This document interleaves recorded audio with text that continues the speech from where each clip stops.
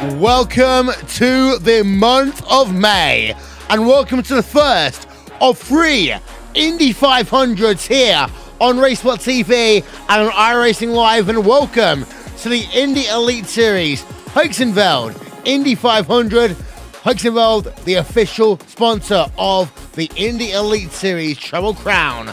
We are almost ready to go racing here at the Indianapolis Motor Speedway. She's arisen. She's ready to once again make history, and she and us will be live after these messages.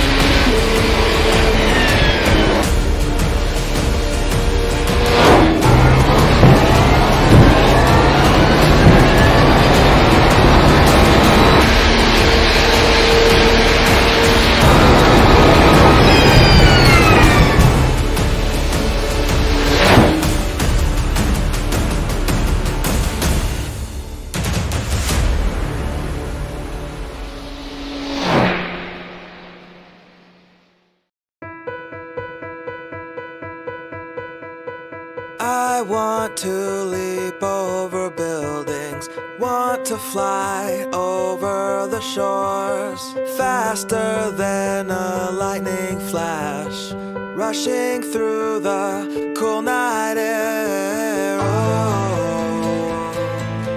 oh, oh. So start ignition, count to 0. I just wanna be a superhero.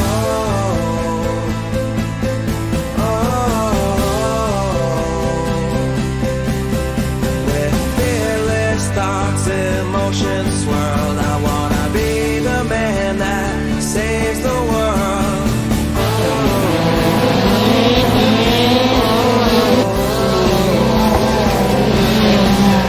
So start ignition, count to 0. I just wanna be a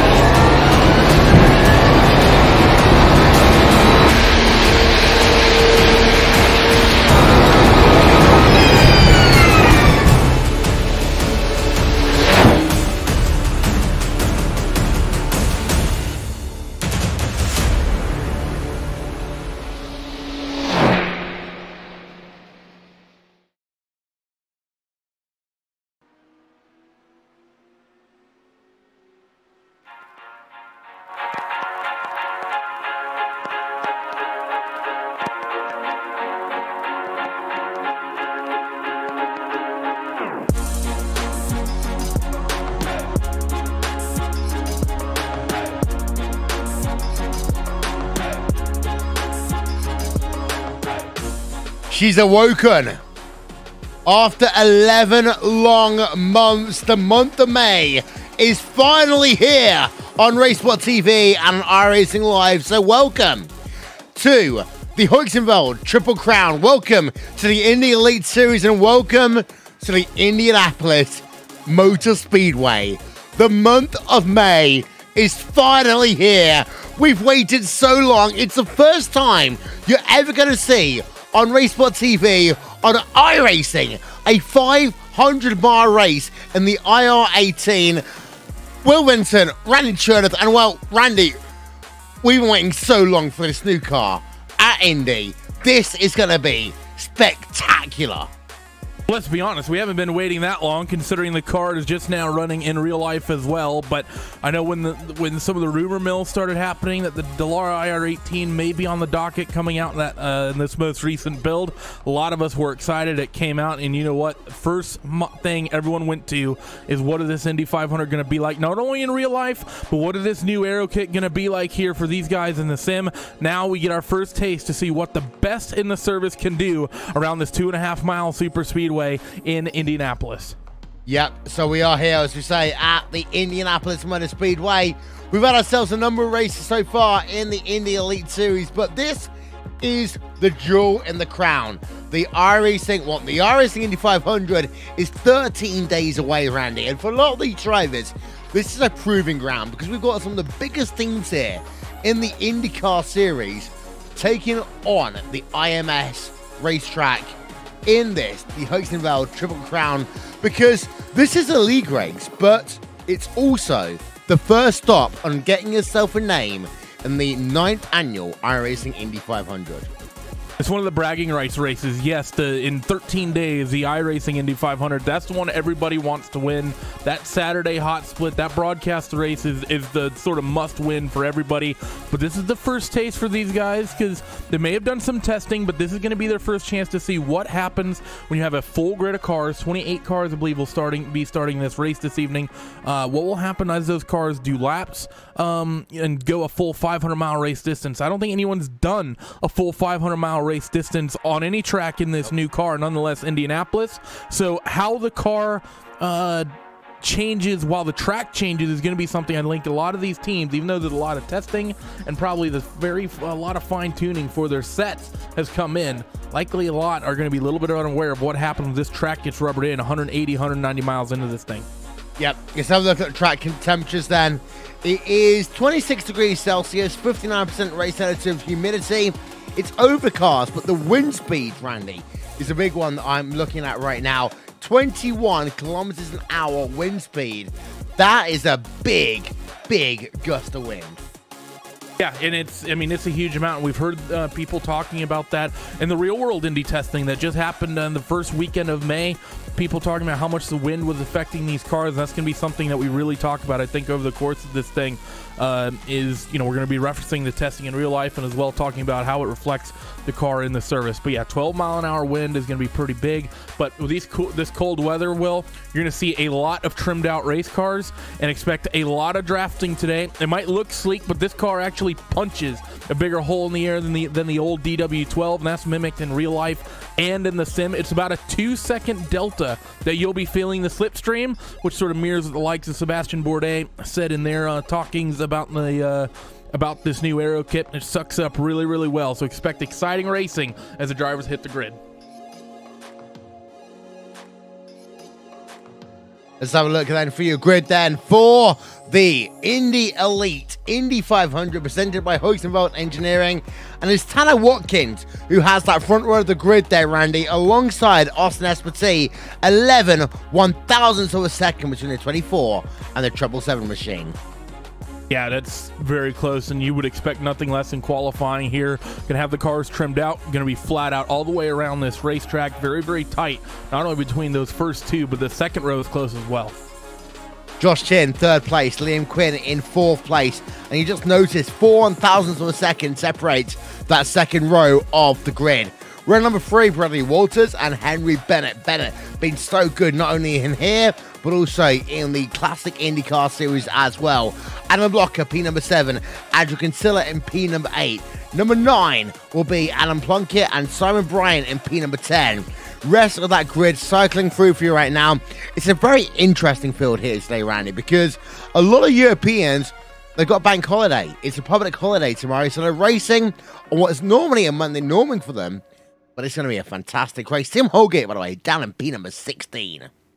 He's not the only one. All the Snake Pit drivers have been really, really struggling in this new IndyCar. We've seen that. We saw one race at Phoenix where Tim Holgate looked like he may have had an opportunity to win, and he spun off a turn 4 at Phoenix twice. Once somehow didn't hit anything. The second time it was terminal damage. But look at Snake Pit. Vic Caudill, Tim Holgate, Niles Anders, Joe Branch, Joe Flanagan. All right there. All 5 of them in the same part of the grid, 15th through 19th, on the racetrack. So Snake Pit struggling in the new chassis. And the cars, they take off on the grid. Let's give you very quickly then Jim Neighbors here, back home again in Indiana.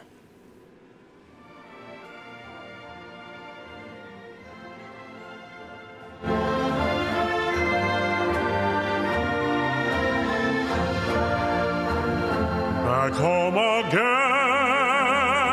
in Indiana, and it seems that I can see the gleaming candlelight still burning bright through the sycamores for me.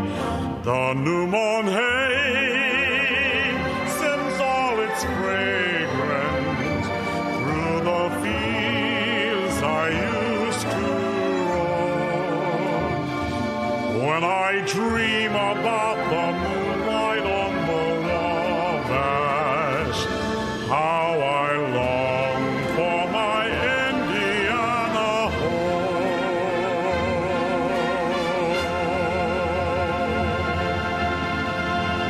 Even though Jim Neighbors has passed, he will always be a part of the Indianapolis Motor Speedway. Will always be a part here on RaceSpot TV as well. The pace car is going to make that hard left turn on towards pit road, and we're going to start 500 miles worth of racing here in the Indy Elite Series, Indianapolis 500, presented by Heusinkveld Engineering. Here we go then. 500 miles, they start now.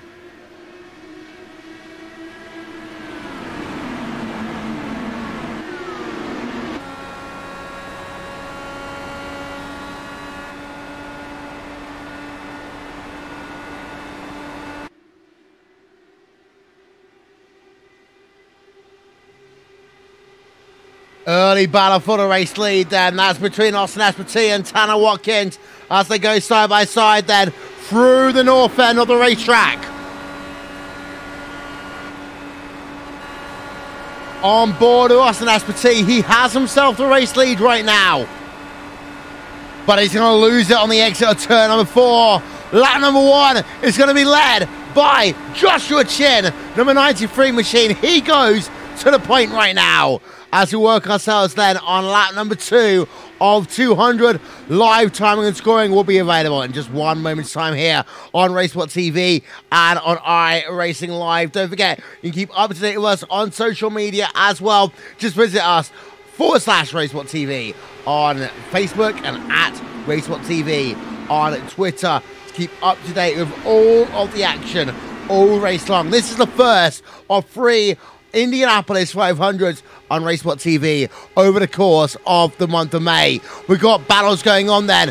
We've got ourselves a little bit of side-by-side action. P number 2, this is Espartee going past Chin. We're up into P number 2 right now. Let's go on board then with Espartee for a moment.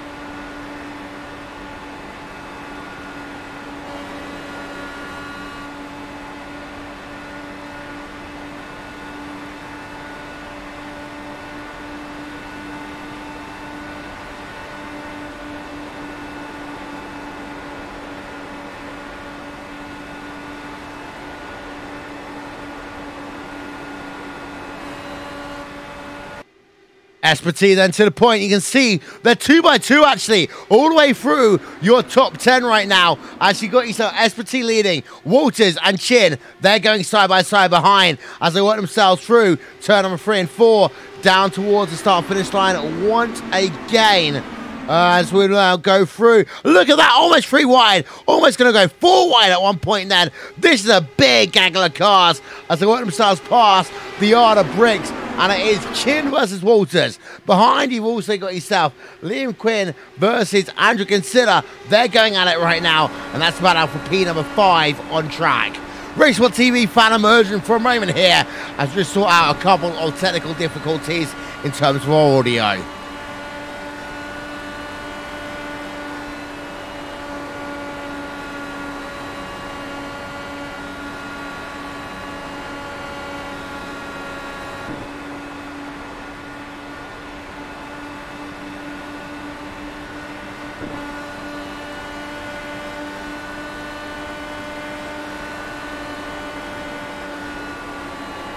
But you can see Kinsella's working himself around the outside then on Joshua Chin and also Bradley Walters. So Kinsella really battling it out right now in that 3rd place. But Randy, your top 10, this is like a Chicagoland race right now. This isn't Indianapolis. Cold weather, and at the start of this race, people are going to have a lot of aero on these cars. I think with the cold weather, you'll see people trim them out eventually, but look at the downforce. Josh Chin, he goes running the top in both 3 and 4, able to just make it stick. You're absolutely right. This is not looking like Indianapolis. This is looking like a bit of pack racing right now, as the fight is going to be on for the race lead, and they're going to be 2x2 into turn 1. Yeah, as Joshua Chin is going to try and hold that outside line. He's not going to be able to keep that race lead then, as it's going to be Austin S.P.T. then to the race lead. S.P.T., of course, has won a big-time Indy 500 in the past. He's one of a handful of drivers who have done so. But here's Chin again on the outside as they got themselves into 3, Randy.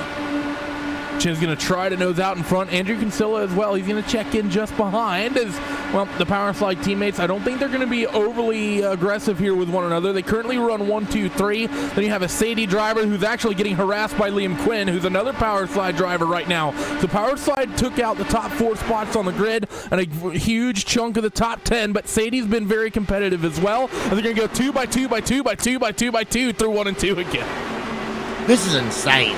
This is absolutely insane right now. So you have a look then on the exit of turn number 2. Down towards turn number 3 and 4 they come again. And Randy, the pack racing here is absolutely immense right now. I don't think I've ever seen Indianapolis race like this ever. This is so unique. I've never seen anything like this. I don't know if it's the cold weather. I don't know if it's something with the current aero package, but these cars are just stuck and can go anywhere on the racetrack right now. You still have a huge gaggle of cars here in your midfield. There's only 5 cars in the tail end of the field. They're currently running off pace right now, and that's going to be the likes of Miller, Crescente, Ogg, Peters, and with Lichtenberg. Kevin Williams is on pit road, but Joshua Chin cycles to your race lead. For how long with the way the draft is working? Kinsella's going to take a peek to the inside. Yeah, there is Kinsella. He's looking down to the inside right now. We're going to go back to Tim Holgate, though. He's in P number 9 right now, Randy. And, well, this is Tim Holgate in that number 1 machine, and he's struggling in some ways just to get that car working because he seems to have a little bit of understeer right now, and that's hurting him. He's down in P number 9 in that Club Ohio machine, and we know that Holgate is so good at Indy. He's won one before. He's come second in the Indy 500 as well before, one in the Indy Elite Series, but this is a driver that needs a victory here today because he's not done well in the championship so far. Like I said, Snake Pit is really struggling with this new car, and Tim Holgate is struggling universally. It's not just on the ovals. I mean, Holgate has not been competitive on the road courses either, and that's one of those places where Holgate in the past has typically been really, really strong. It's why he's won so many of these IndyCar championships, because he's so good both on the ovals and on the road courses, but he just doesn't, they don't quite have it. I mean, just for reference, we're 7 races in, and Tim Holgate only has 3 top 10s. A year ago, if you would have told me that, I would have laughed at you. As Kinsella loses the race lead to Joshua Chin once again. So 2 Heusinkveld cars then running 1 and 2 here as they work themselves. Lap number 11 have been green so far all the way here. RaceSpotTV /timing for live timing and scoring all race long. Behind, it is worth noting that there is about 2 major packs going on right now. Well, there's not much of a gap separating anyone on track inside your top 20, Randy. No, there's not. I mean, the gap right now between first and 21st is 3.7 seconds out there on the racetrack. So it's basically just car all the way down. I will say the pack is starting to die out a little bit. We're not seeing the 2x2, and this is something some of the drivers were talking about, some people that I spoke with, that after about 10, 15 laps, the tires will start to go away. So it seems like when you're on new rubber, you can potentially go, God forbid, I don't even know if it's possible, but I could potentially see someone forcing it 3 wide as Kinsilla's going to take a peek for the race lead again, and Chin is going to give it to him. But now we're 10, 15 laps in, and everyone has cycled in single file. And Heusinkveld, by the way, number 50 machine, I would have to say, best livery that we're going to see all season long. The number 50 machine is absolutely stunning, Randy. Oh, it looks gorgeous. There's always a lot of good paint schemes in the IndyCar series, and especially with these new cars. People really like the new IndyCar, the way it looks, the way it drives. But I think mostly the way it looks is a big talking point. But yeah, that Heusinkveld's paint scheme is a nice little graffiti-themed paint scheme. Yeah, absolutely beautiful there. And a car that all of a sudden, it seems to have a lot of yellow in this series. We're not going to say it's RaceSpotTV graphics, but it looks absolutely amazing though. This number 50 machine, but back out front, let's turn our attention now to Kinsella versus Joshua Chin, because, well, these two are at it once again, past the start-finish line. It looks like Chin is going to lead the lap this time by as he goes past Andrew Kinsella, SPT in third, Waters in fourth, Liam Quinn rounds out your top 5. The thing is, though, 14 laps into a stint already, Randy, and I hate we Scott Goodyear in-car tools. Oh, God, here we go. Yep, in-car tool is one of these things that, you know, those things are going to be constantly getting changed. As Kinsilla's going to take the race lead. So while the pack is sort of getting broken up, it's turning into a bit of a leapfrog out in front. But yeah, drivers will have the in-car tools to play with. As Chin's going to take another peek down to the inside, be adjusting the weight jacker, both positive and negative, to either loosen the car up or tighten the car up. And of course, the front and rear anti-roll bars to play with as well, stiffen and soften each side to affect the handling of the race cars as well.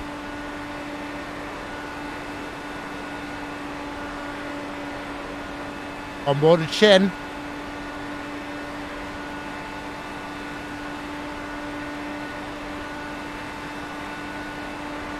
And Kinsella can't do it in towards turn number 3 that time. He had to stay behind. And that's the thing here, Randy. Do you wait or do you go for it?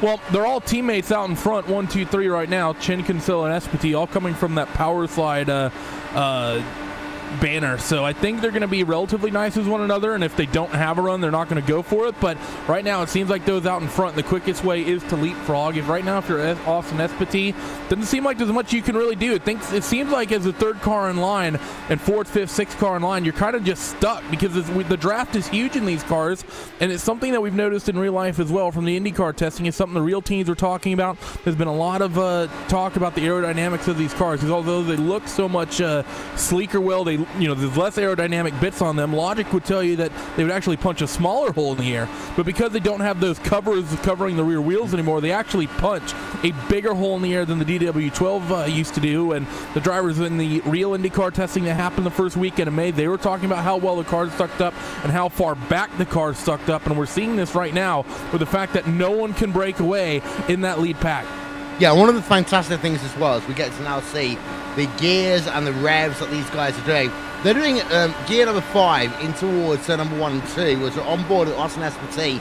He's going down into gear 5 in towards 3 and 4 after being in gear number 6. You can just see the 2 drivers ahead of him. They're going at it for the race lead again, but let's have a look then.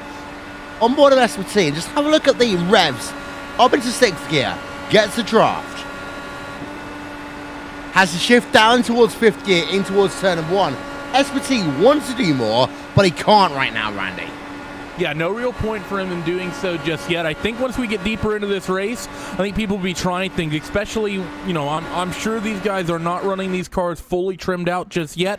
Likely have a slightly more moderate and a modest aero setting right now on the car, as Kinsella is going to take that race lead right back from Joshua Chin. But as we get deeper into this thing, I think we'll see people start trimming these cars out, and it'll likely take that side-by-sideness away from it. But look at the breakaway we're seeing right now. Chin, Kinsella, SPT, Walters, Quinn, Tanner J. Watkins, Adam Blocker right now, that lead group. It's a lot of power slide cars in there and one Sadie car.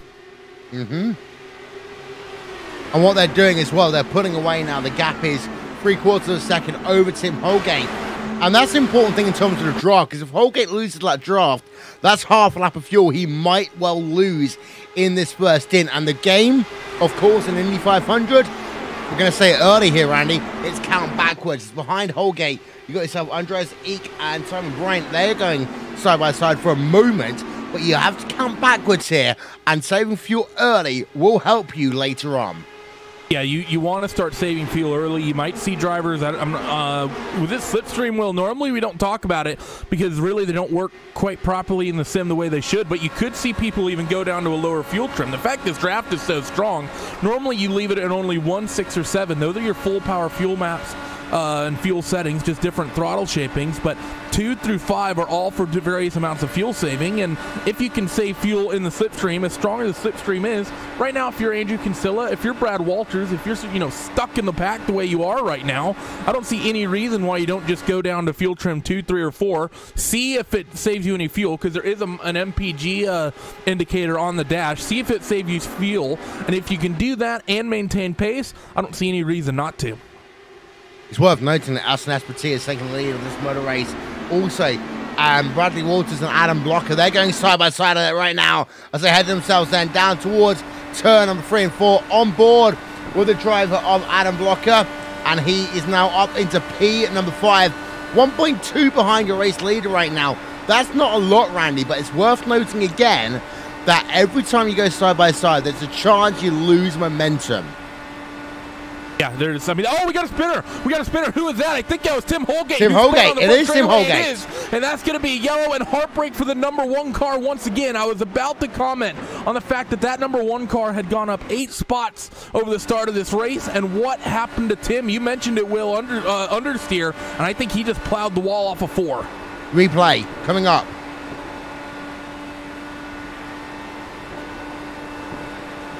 Bogs it down low, pushes up high, hits the wall on the exit of turn number 4. Well, J.R. Hildebrand almost sounds a bit like he wants to have a say in that one. But the thing is, he just hits the wall right up high on the exit of turn number 4. Here's another look then for my aerial coverage brought to you by And1 Design, the official graphics partner of RaceSpotTV.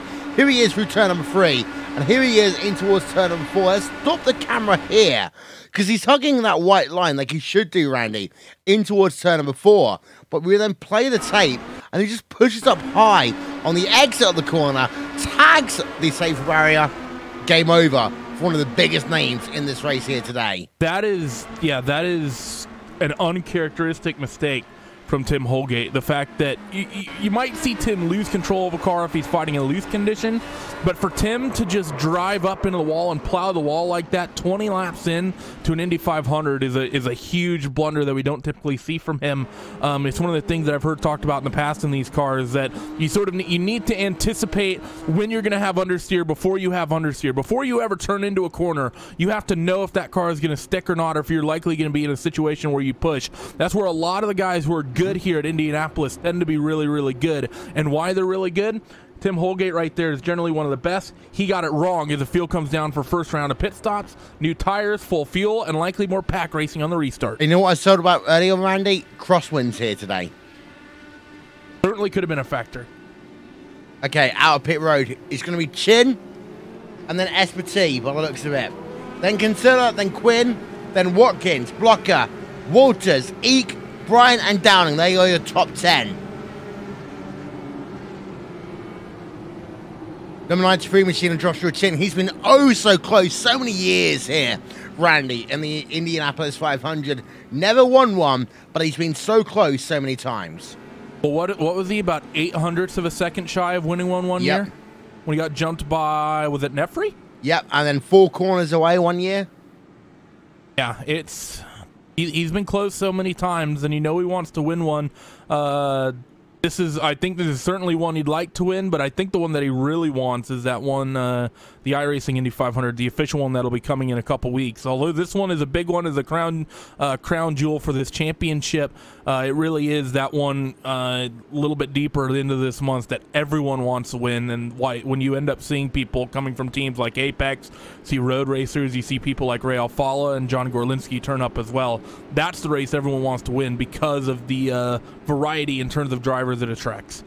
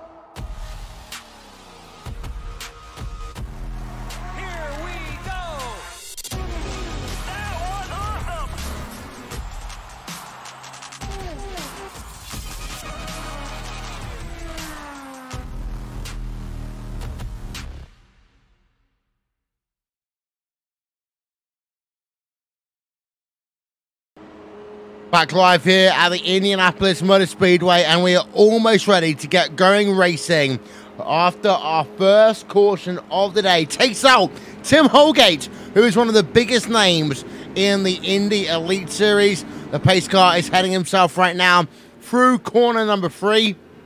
And when we come back, we'll give you a little bit of RaceSpotTV fan immersion here from the Indianapolis Motor Speedway. Welcome to the month of May. Welcome to IMS, and welcome to RaceSpotTV fan immersion as we go back to green flag racing.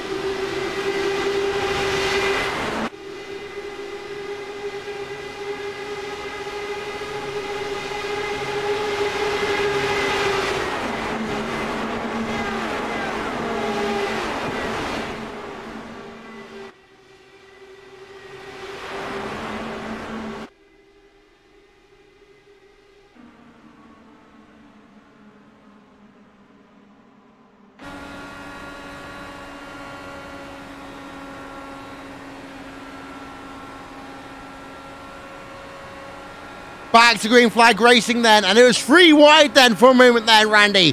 For the race lead, Liam Quinn won out for the first part, SPT won out for the second part.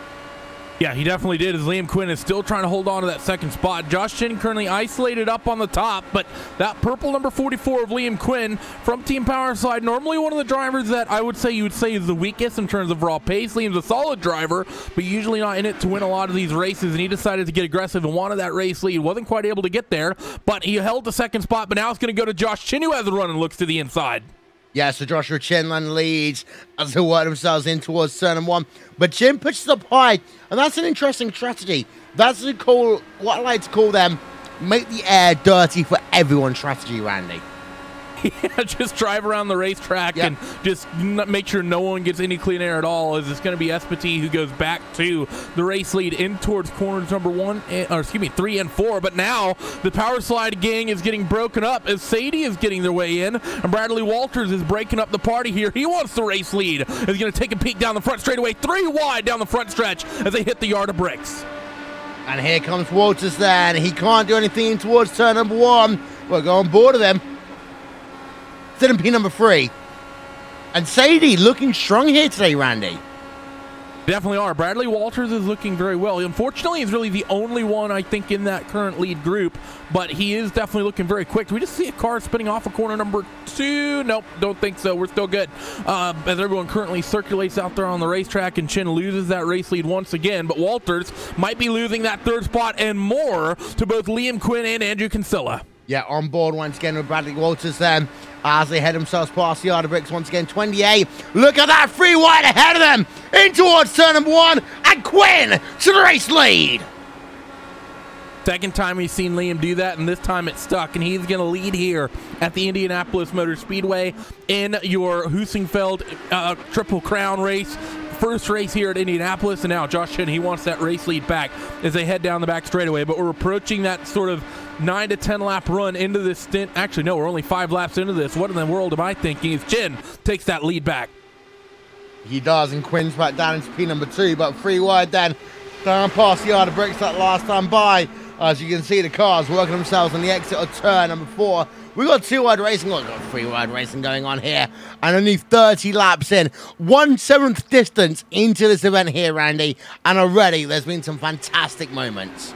Yeah, there definitely has been, as Chin is going to work the cut under on the number 44 of Liam Quinn, going to try to get a run off corner number 2, as there's a Sadie car in the background. It might be Bradley Walters getting shuffled back. Actually, those might be teammates that are hooked up, as we got Bradley Walters gotten shuffled back to 7th. Then you have another Sadie car of John Downing, as well as Simon Bryant, all running in the top 10 right now. So Sadie is starting to come on a little bit strong, but it is just the one of Bradley Walters who's currently been sort of up there from that current group. But those other 2 cars, they're going to get hooked up in a while. And in fact, as Bradley Walters going the wrong way, you have all the Sadie cars now grouped together on the racetrack.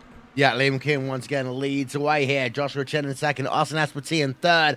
4th place, Andreas Eatland, consider blocker. Retirees, well, we've had ourselves, I think, 4 of them here today. Chad Simpson, Kevin Williams, Tim Holgate, and Michael Peters all out of this event early on. John Downing, let's have a look on board of him for a moment right now, because he's battling in one of the other Sadie cars in P number 9. He's got Bradley Walters ahead of him, and he's got Simon Bryant behind. But this is the whole situation. Teammates can sometimes get very aggressive very quickly.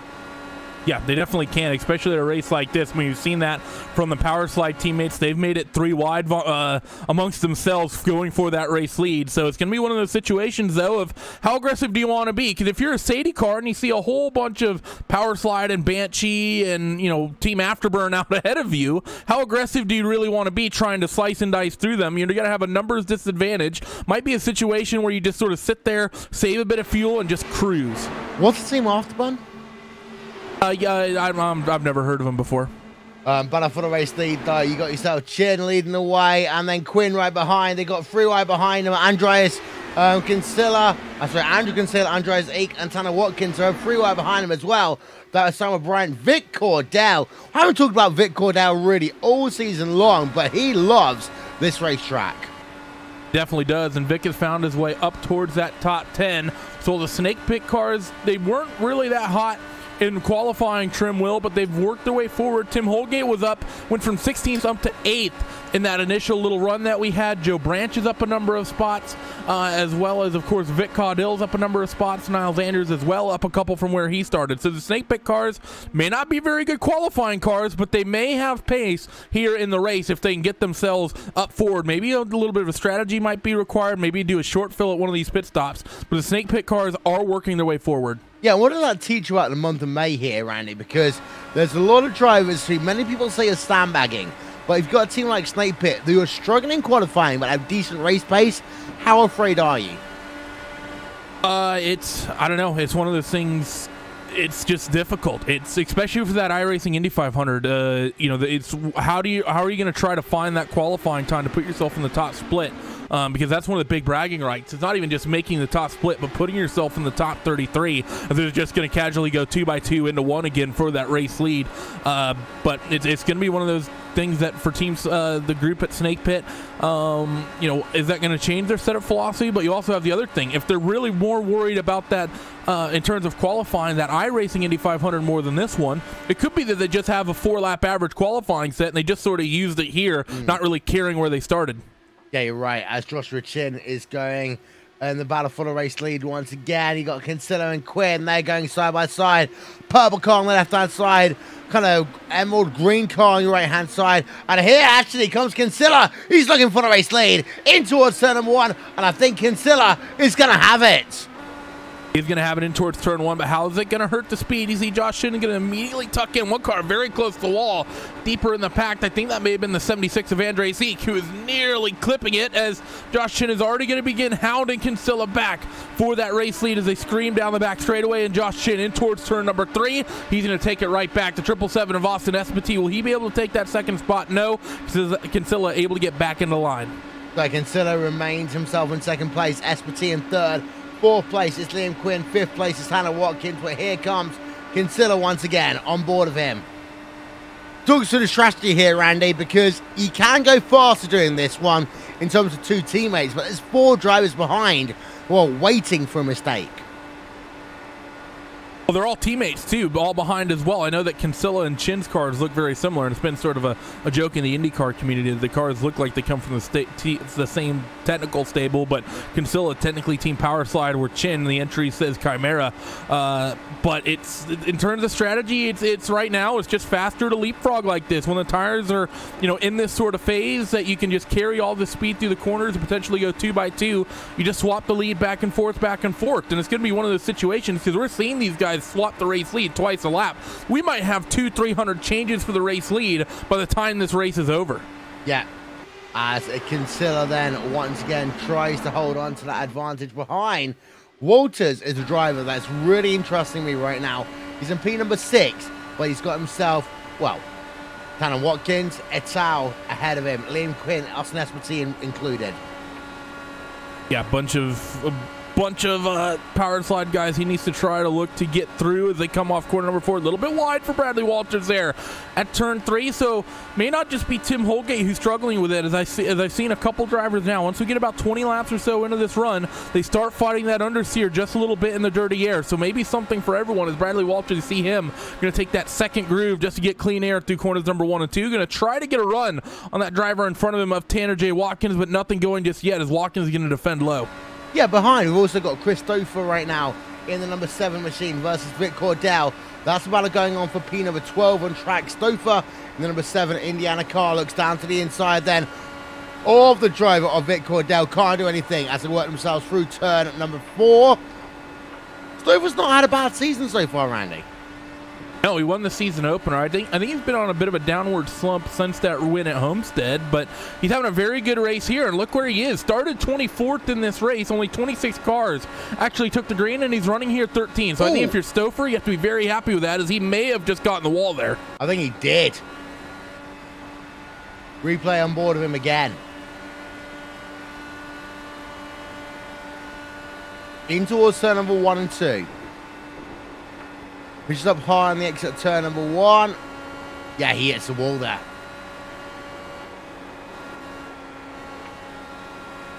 Nothing major yet for him. Just having a look through. But we had a couple of people on towards pit road. Nefri Arg doing his first service of the day, but it's a long service in Nefri, having to get some repairs done to that race car. Actually, yeah, something major happened to that car I think we likely missed, because that car, I mean, it doesn't just look like repairs. That car looks total. It does. We're on board then having a look at Nefri Arg's number 04 Penzon machine. And you're right, that car does not look healthy at all right now. Front end completely torn off of it. So I'm going to have to take a quick look to see what happened to him, but that'd be a little bit more heartbreak for them, as I believe that would be the second snake pit car out of this race. Yep. As out front, worth noting that Chin has got himself now, well, a 1/10 of a second advantage over Kinsella. Absolutely nothing, but Kinsella continues to be under pressure from Bradley Walters. We go on board with Walters then on the exit of turn number 4, and Randy took us through a lap at IMS. Well, lap at IMS is, of course, very, very hectic, very, very busy here as they work their way through. Going to try, and right now they're just working the dirty air with one another through corners number 3 and 4. You see Walters taking the high line, SPT wanting that lower line just a little bit, and it's definitely a little bit more optimal. Now Walters, look at the run he gets up top, starts reeling in Andrew Kinsella. Kinsella's going to duck out, and Bradley Walters, look, just nowhere left to go. I think if I would have been Walters, I would have gone to make it 3 wide here into 1, but he's going to take the high line, and look at the dirty air he gets. He loses so much time down there, and that's going to allow SPT up the inside through corner number 2. So difficult to get this corner right when you don't have a lot of aero on the car, and especially when you go through there side by side. Now down the back straightaway once again, he's going to get another big run from the double draft, but not going to be able to do anything with it just yet.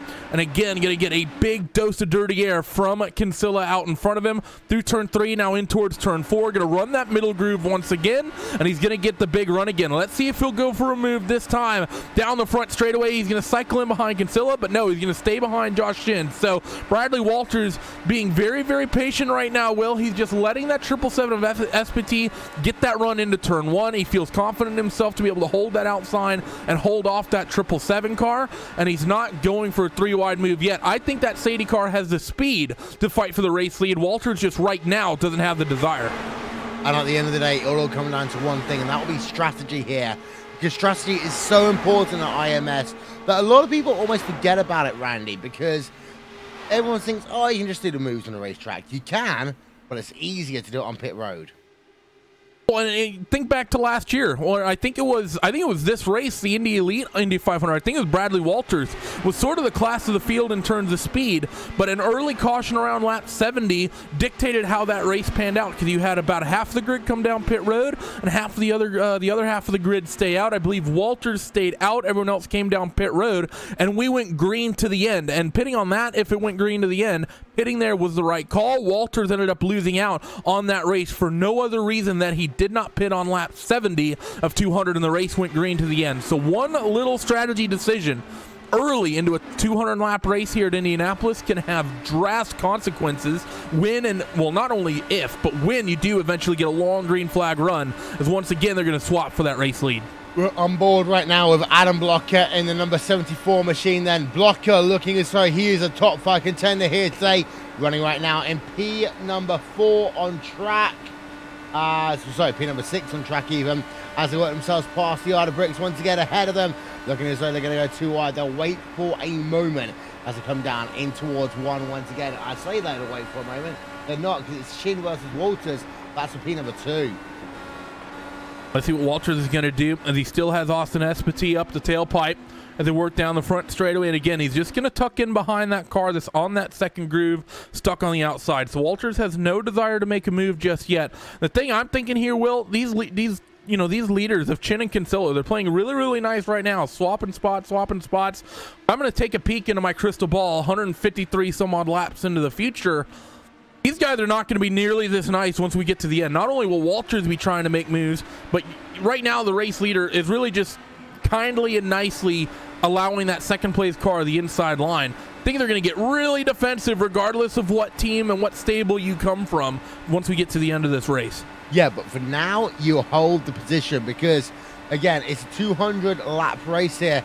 As here comes the driver of Bradley Walters again down to the inside through turn number 3 and 4. We're only 1/4 of the way into this race, Randy, and there's still a long, long way to go as Chin then puts the pressure on the exit on turn number 4. Will he hold the race lead on the exit of the lap?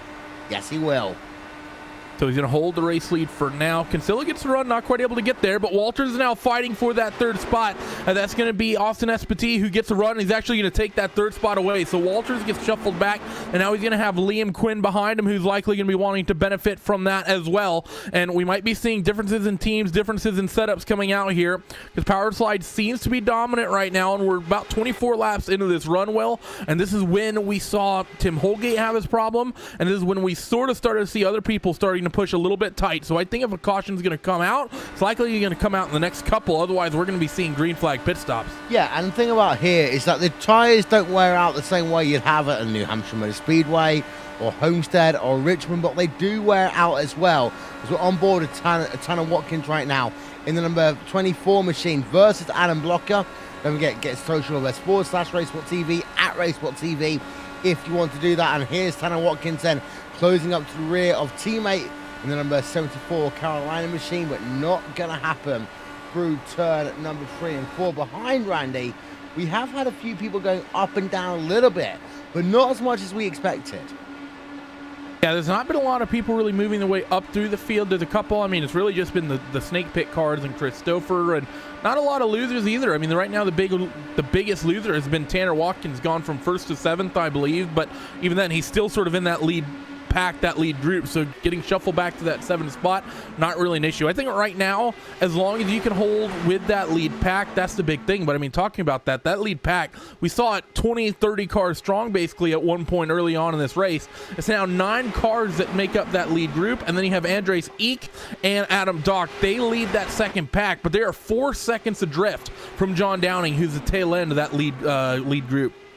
And there are your top 8 then along the bottom of your screen. It's Joshua Chin leading the way by about a tenth of a second right now over Austin Espartee. Ole Chin up into 2nd place, Kinsella down into 3rd place. Walters running in 4th place. He's half a second behind your race leader. Then Liam Quinn in P number 5. Adam Blocker in 6th. Tanner Watkins in 7th. And Simon Brannert even then running out your top 8. As overall today, Randy, we've had 1 or 2 surprises, but not too many. This is kind of almost how we expected this race to go. But Espartee putting a lot of pressure right now onto Chin.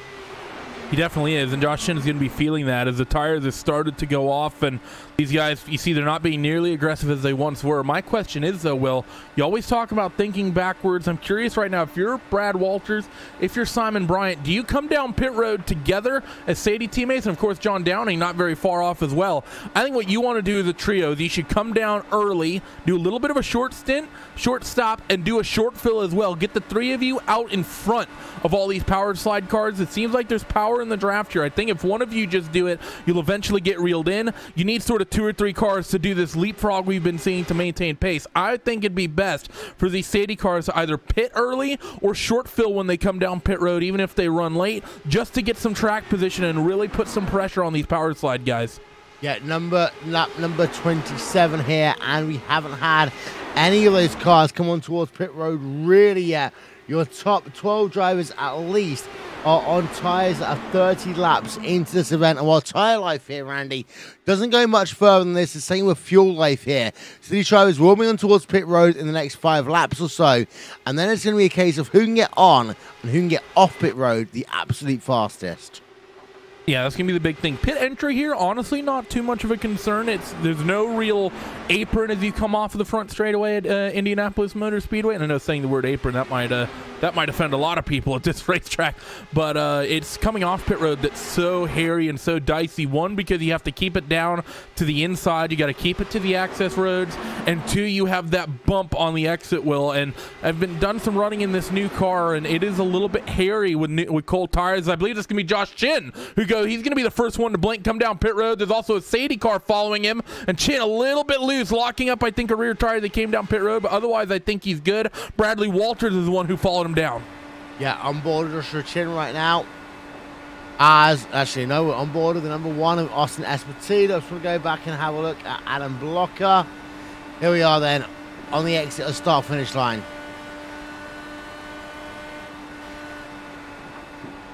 There is the Vietnam racing car of Andrew Kinsella.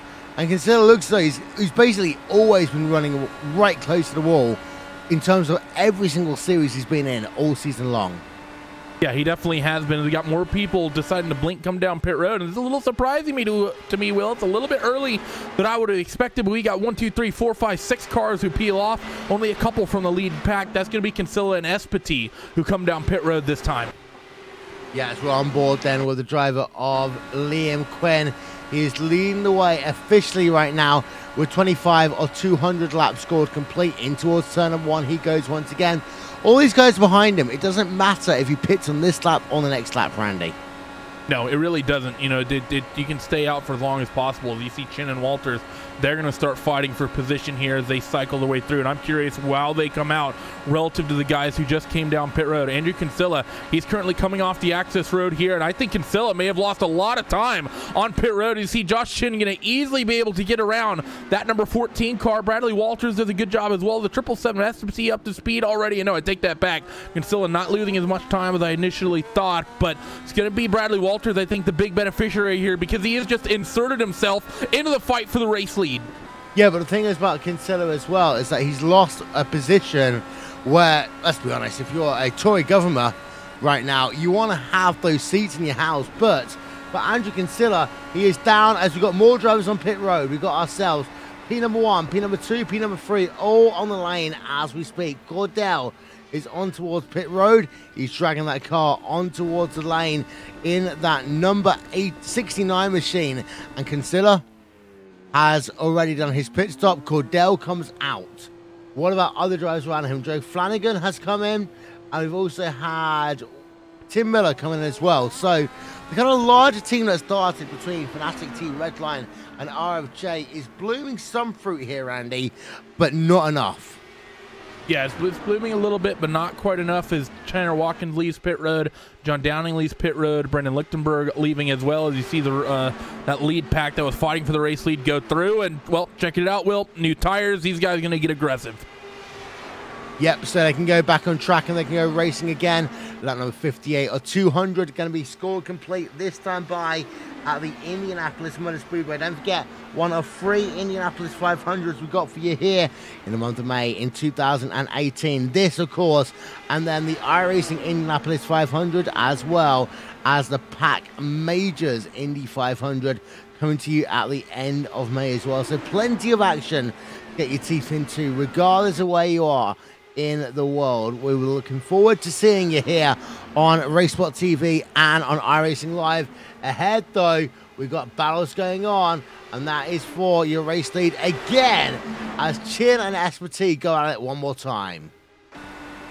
Yeah, these guys are going to begin fighting already. Bradley Walters is going to be a little bit, I think, sad the fact that he came down pit road and wasn't able to break away from these guys. All these guys, such a good job on the pit road. The fact that they got onto and off of pit road and was able to maintain sort of their gaps to one another and keep this lead pack grouped up. As you see, the number 93 of Chin gets a big run coming off of corner number 4 and down the back straightaway. As Bradley Walters is just going to get hung out to dry up top. I think he may have gotten a little bit tied up there and had to lift out of it, if not tag the wall. So that number 56 machine just goes from fighting for 2nd and 3rd, and he's going to shuffle back to 6th or 7th here, and that's a big amount of track position lost with the way that they're racing here today, Will.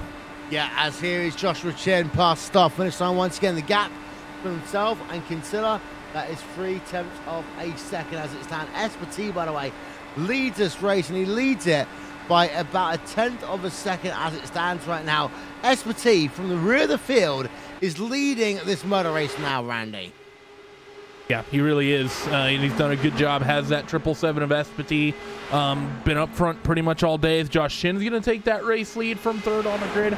Kinsella's in that 8th spot. And then it's Liam Quinn, Simon Bryant, your top 5. Though there's still a Sadie car up in that top 5. Just swapped hands from Walters to Bryant. And then you have Walters in 6th, Tanner Watkins in 7th. And then John Downing, who, if memory serves, was initially a part of this lead pack. He's a couple of seconds down further down the field with Adam Blocker. So those two really the big losers with the pit sequence. But I believe they were also a couple of the latest to come down pit road. So while they may have lost a little bit of time with a slightly longer fuel fill, Will, but they will be able to go potentially 4 laps longer in this stint. Yeah, and that might well be important later on in the motor race round. Again, talking about counting back, that's the thing you've got to do at Le Mans. It's always about counting back. And I think right now that Chin, Espartee, Kinsella aren't paying too much attention to that. And actually, as a consequence, they're allowing Liam Quinn to come back into this one. It is a possibility. You see Liam Quinn just sort of sitting there cruising in that 4th spot, and might be one of the big things. We've seen people get aggressive. We see people being really racy with the way the draft is working, but we're seeing others playing it a little bit more passive, not really pushing. And of course, I think the big names that stand out in terms of that front are those Sadie drivers, the Bradley Walters and Simon Bryant. But talking about that 56 car, Will, I wouldn't be surprised if Bradley found the wall somewhere, because that car has fallen off the pace. It's about low 40s that you're doing out here right now with all the slipstream. And Brad Walters, we saw him drop a couple of spots, and he's down doing 41s. And I think I may see some damage to that right side pod. I think indeed I do. So that Walters car in the 56, he found that outside wall somewhere, and that's pretty much, I think, going to be the end of his day. Yeah, it's well on board actually with Bradley Walters right now. And the thing is, that car seems to be moderately stable, Randy. It just, he can't get it really turn into the corners at the speed he wants to. It's the top end that you really hurts, and it doesn't take a hard hit for these cars to really get bent. Let's watch the top speeds here for Bradley Walters. 225, 226. You're going to push 230 in the slipstream, which is where you want to be, but look at the car that's pushing this little pack out ahead of him. John Downing doing 237. Adam Blocker doing similar speeds as well. So for him, he definitely is losing about 5-7 miles an hour here at Indianapolis, and well, that's never good for the speed. And really, even when you're losing that much top end, Will, there's nothing you can do even with the slipstream to maintain that. There's not, unless you have your two drivers drive away in victory formation early on in the event. But Watkins, 1 minute 22.6 pole position here today. He was 6/100ths of a mile an hour faster than anyone else on track, Neil. And does that worry you sometimes when you got big teams like Watkins et al. Trying to take over the Neo Endurance Series? Maybe, but it's you can't be too worried about it as they continue to work their way through. There are some big teams, but you always get that with the new car as well. You get the new cars, and usually one team will find something first. If memory serves me right, when the DW12 initially released, the team that was dominant initially was P1. So actually the Bettenhausen's team, know that a team that John Paquin ran for at one point as well. That was sort of the dominant group. It was like that with the old Indy car as well. There's sort of a couple groups that sort of figured out how to make that car tick, and it was strong. So it may not worry. It doesn't really worry me for the long term, because you also have to think back to a year ago when we had the old car. Look what happens when people have the car for 2-3 years. People learn what makes the car tick. They start learning, what to do with the tires, what to do with the chassis, what to do with the wings. And then you start talking about having groups like Broken Arrow and Banshee and all these other teams running up near the front. Here is Espati, here is Chin. They're battling for the race lead as they come down in towards turn number 1. Once again, Espati still has it though by 1/10 of a second right now as they work themselves through turn number 1. Consider still in third. Quinton in fourth. Brian. We haven't talked really about Brian at all here today, Randy, but he still runs in that P number 5 car. And this is what you talk about the Sadie team. They really have got people there just waiting in the background, ready to pounce in case Power Slide make a single issue. They definitely do, and Sadie is doing a good job there. Just both Simon Bryant, of course, we had Bradley Walters who was there. If he's able to get repairs, he may be competitive again, but it's not often you see that side pod damage really get repaired efficiently. You also have John Downing, who's slightly off the pace, but he also is on a slightly different strategy. Both him and Adam Blocker, who both sort of sit in the same part of the racetrack, kind of going for the same strategy here. So Sadie has had all 3 cars that were sort of in the mix and competitive here today, as the fight for the race lead is going to continue, but it's still Power Slide that's really just dominating this event right now. SPT, Chin, Kinsilla, Quint, right now, I mean, they have the top 4 rounded out. Watkins in 6th. Go a little bit deeper down the field. You got other drivers likes of Henry Bennett is in the top 10. It really is right now Power Slide's race to lose at the moment. Blocker versus Downing. Here comes Blocker then down to the inside. He will get that pass complete over Downing, and he moves himself up into P number 7. In terms of retirees so far today, Randy, well, we've had ourselves a few of them. Nefri Arg is out. Michael Peters, Tim Holgate, they are all out, and that is a bad day for Snake Pick Racing. We've also got Kevin Williams and Chad Simpson out. A number of drivers that are out on this one. Wrong side looking in. Kevin Williams went out on the first lap. Chad Simpson never even took the green flag. So not sure what happens there. So yeah, we've lost 4 cars from what we started with, but we still have 23 on the lead lap right now. The last running car called him the best looking car on the grid. Jose Crescente, 26 seconds to drift to your race lead, and he's got no one anywhere near him right now. He's 12 seconds back for the next car in line. So Jose Crescente, and that number 50 is struggling a little bit, and this race not going the way he would ever like. No, we're talking about Jose earlier on, of course, that fantastic livery in that number 50 machine, but compare himself now to what he was doing earlier on. and his last lap was a 40.050. Sorry, his last lap was a 40.736. His best lap, 7 tenths of a second faster than that. Let's have a look as he comes out of turn number 2, turn number 4 even, down towards start-finish line. He will come again. So he's about 7 tenths of a second off the pace right now, and that's because he's not really had a dance partner the entire last stint, as we are currently 16 laps into that stint if you're at the rear of the field here, Andy.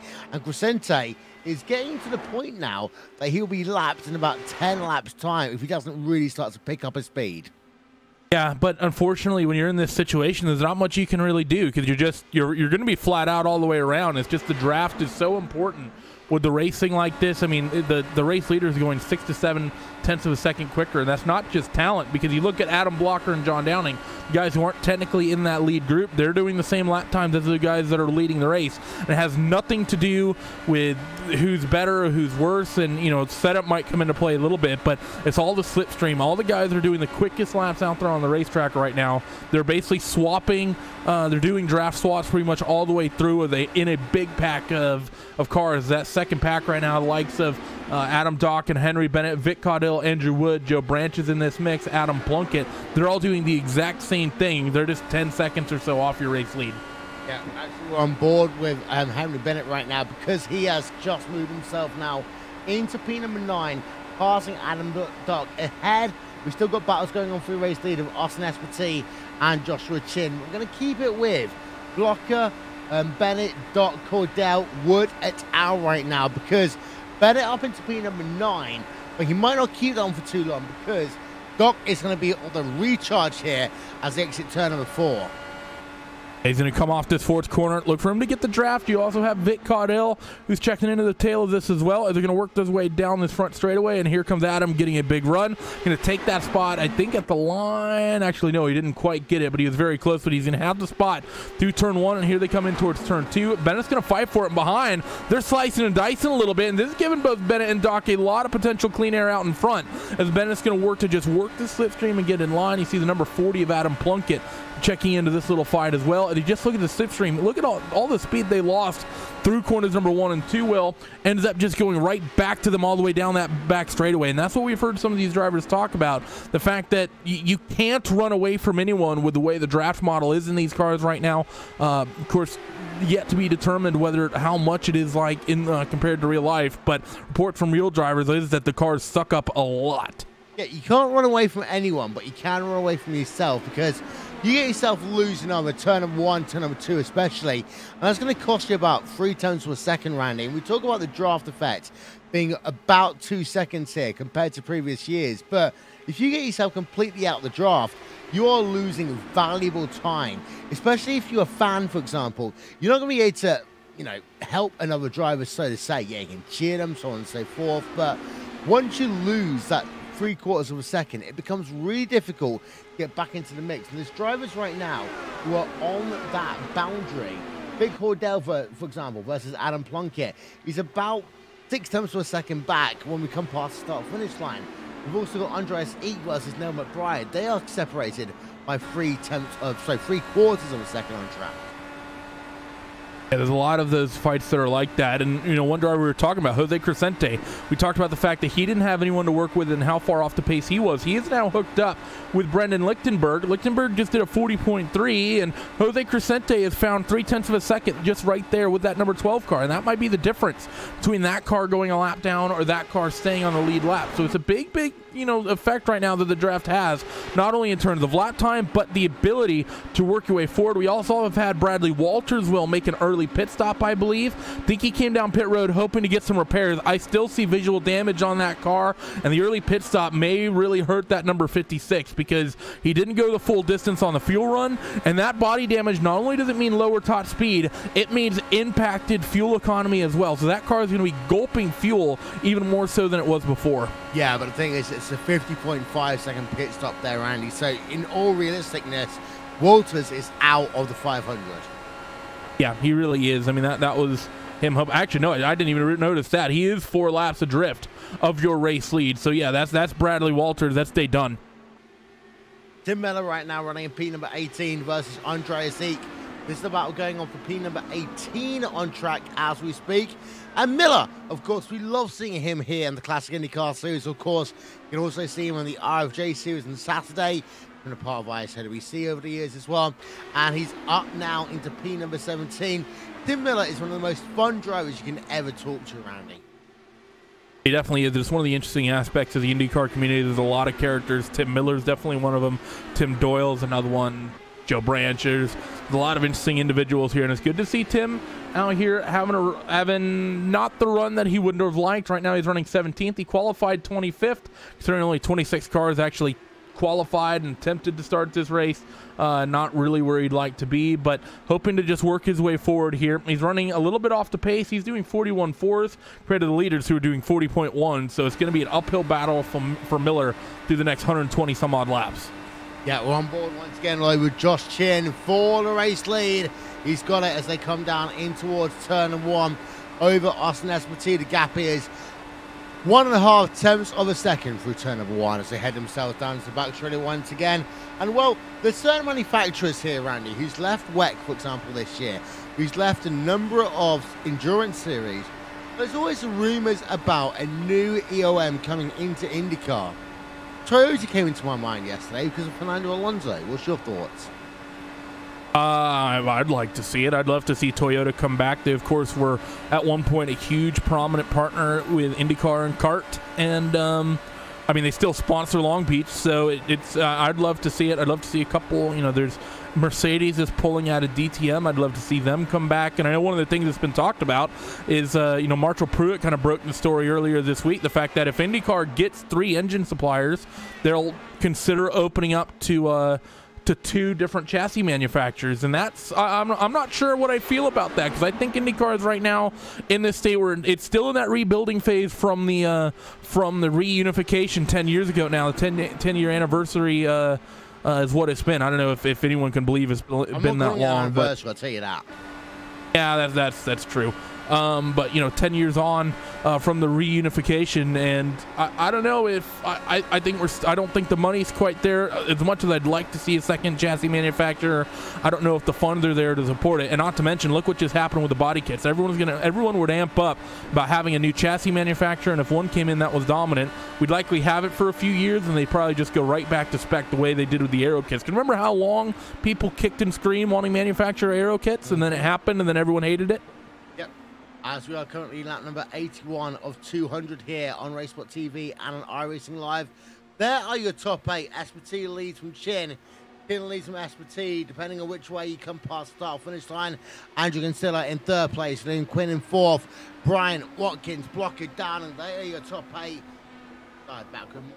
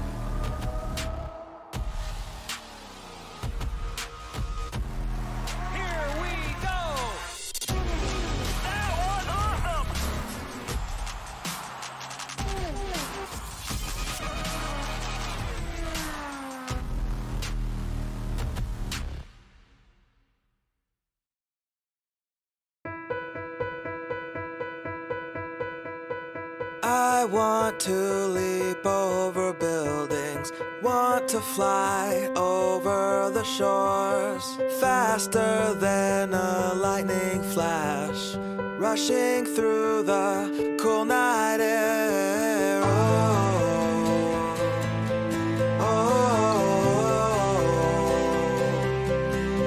So start ignition, count to 0.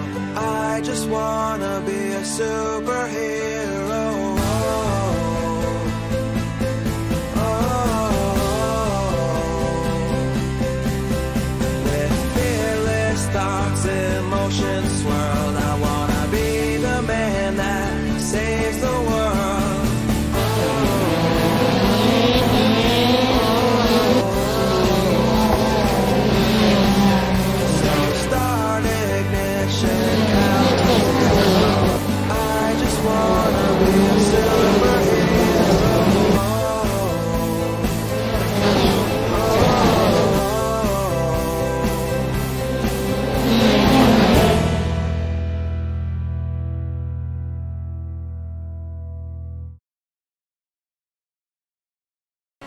Joshua Chin has been in and out of pit road once again. And well, Randy, we're talking about this off air, that for some reason, a lot of these guys have got smaller fuel tanks than we thought they would have.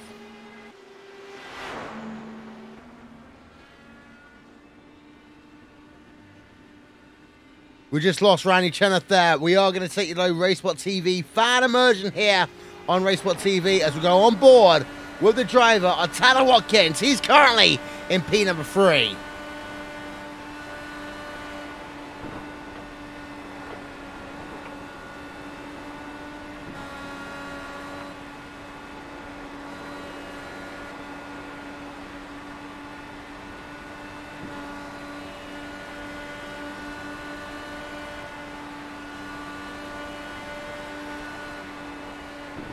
Liam Quinn is on pit road as we speak as well. There's a look then at Liam Quinn as he's going to accelerate, and out of pit road he comes. And he's got a time of 9.6 seconds for his pit stop. 35.3 seconds on the lane in total as well. So that is the situation going on in terms of your LMP2 division. Liam Quinn in number 44 machine. He is battling right now hard in that number 44 machine. As well, LMP2 machine. I don't even know what I'm talking about there. We'll just take the LMP2 out of that one, shall we? Completely. Tanner Watkins right now versus Simon Bryant. That one's going on for your race lead, and the gap is between them 2 times per second. And Randy, I still think I might spar at certain points right now. Yeah, it was a fantastic race at Spa, wasn't it? As these guys still working their way through. So the LMP2 fight here at Indianapolis is really tight. Watkins, though, he's got a good run actually over Bryant. He does. So Watkins, I mean, he's definitely quick. Now, keep in mind, he is one of those power slide cars who seem to have the pace advantage. Bryant coming out of that Sadie banner, which maybe a little bit on the back foot today, as Downing's on pit road. But the green flag pit stops, well, I think it's important to note these guys are only doing 28 lap runs on the fuel. Now, I don't know if it's a slightly shorter fuel run, but normally you see 32, 33 as Bryant does come down pit road. Normally guys do about 33 laps on a tank of fuel. So it's interesting to see people choosing to come down pit road a little bit on the early side. And of course, that is again a part of that whole countback strategy. But Bryant is on towards the lane right now. He's going to slow it down into his pit stall. Pit road speed here, 55 miles an hour in towards the stall. Bit of an awkward angle actually for Bryant as he comes in. Going to make his turn out of pit road a bit harder. Yeah, it will, and especially on the new tires, that can be a little bit difficult. As cool as they are, going to get that thing filled up, and he doesn't push it too hard exiting pit road, and he's just going to calmly and coolly roll off. Bradley Walters is still down on pit road, by the way, after he came down for repair, so his day is pretty much done, it appears, in that one. Yeah, but that does mean that Tanner Watkins leads the way, as he should be on towards pit road this time by Tanner Watkins in the number 24 machine on the exit of the exit of turn number 2, then working himself down the back straightaway. And well, Watkins had a good run so far. He's been running out front pretty much all day long. Down the back straightaway, he will come again through turn number 3 in towards turn number 4. We do expect him in towards pit road, mainly because he's done 33 laps now on this tank of fuel. Hugs an inside line, and indeed he's on towards pit road, Randy. So you can do the 33-lap number, the magic number that people always talk about here at Indianapolis, that for some reason, regardless of the engine manufacturer, the chassis, or the aero kit, seems to be the magic number for the fuel load here at Indianapolis. So I really don't get it. I don't know why someone like Josh Chin, who has won the last handful of races in this series on fuel economy, isn't quite going the full distance. I mean, he didn't do it on the first run. He tried to get there a little bit close on the last one, but he only did 30 laps even. Went from lap 55 to lap number 84 was his in lap. So only 29 laps from him. I just don't see the logic with this sort of pack racing. Yeah, 10.1 out and away then for Tanner Watkins. Where is he going to feed out? Andrew Kinsella should be coming past him any moment now. Don't forget, of course, you got to run all the way through the entrance access road then, through turn number 1, through turn number 2, and behind, well, there is Andrew Kinsella, and I think actually Watkins has got himself an advantage. No, he's not. He's lost it then. Watkins all the way down to P number 6, as the battle ahead of them is really picking up right now. Kinsella leading from S4T, then Quinn, then Chin, then Brian. P number 1 through P number 5, separated by half a second. These guys super tight right now as Josh Chin is going to fall deeper in this field than we've seen him do so all night. He's been running second, third pretty much since the drop of the green flag, and of course fighting for that race lead. Now he gets shuffled back to 5th. And, you know, talking about Tanner Watkins, yeah, he's running at the tail end of this little pack, Will. But I honestly think if you're that number 24 car, you need to be absolutely ecstatic about that, especially if he's doing full stops and running the full 33 laps, filling the car completely to the brim. If the rest of these guys are only doing 31, 32 or so, I think that he is really in a big advantage right now. Even though they're all teammates around him, he's going to have that shorter stop at the end of the race that I think is really going to throw the luck towards him. Yeah, so we're almost getting away to halfway here in the Indy Elite Indianapolis 500 presented by Heusinkveld Engineering, and here are your moves in the event so far. Kinsella is up 7 places here today. Simon Bryant is up 6. 13 places for Adam Dock. Let's give Adam Dock a little bit of love right now. He's just going side by side as they work through turn number 1 and 2. But Adam Dock now is up a total of 13 places on the road here today, Randy. Yeah, and that's a big move there from that number 12 car, running in the top 10, currently leading the second little pack that we have out there on the, I guess technically third pack, because you have John Downing and Adam Blocker, who are also out there on the racetrack as well, but doing a good job out there is Adam and a number of other drivers in the second pack. But one driver has really gone the wrong way that surprises me, because it's from that Team Power Slide sort of banner, that Team Power Slide garage, is a 007 of Henry Bennett. Henry's generally one of the best guys in the IndyCar. He qualified in 6th. He just seems to have been on the back foot all day. He was in that lead group a little bit early on, but he sort of has fallen 16 seconds adrift and hasn't been able to find any way to work his way forward. Yep, as we just saw then, the absolute car coming on towards pit road. Kinsella, though, is up 7 places on the day. Let's not discount Kinsella as well here today, Randy. She's done a fantastic job of battling with the driver of Austin S4T, and that's the battle right now for your race lead as we get close to halfway here at IMS. And Kinsella versus S4T, 2 tenths of a second. Of course, S4T has won one of these before. Yeah, he definitely has. So for SPT, he's sort of sitting there, a little bit of experience, but it's still, you'd be like, it's huge bragging rights for this one, Will, because it's a brand new car. And one of the big talking points is getting to be the person who wins the first Indianapolis 500 coming from a major series in this new car, as these guys are going to come across to start finish straight, as they're approaching half distance. Lap number 97 currently getting logged in the books right now as they rolled through 1 and 2. So approaching 250 down, 250 to go in a moment. Yeah, let's take a quick break here on RaceSpotTV and on iRacing Live, but we'll be back with more after this.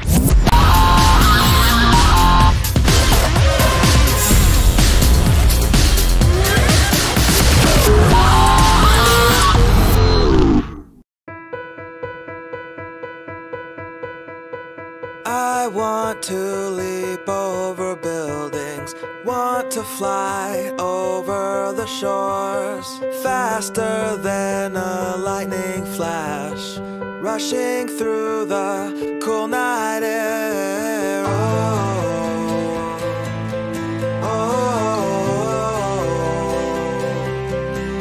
So start ignition, count to 0. I just wanna be a superhero.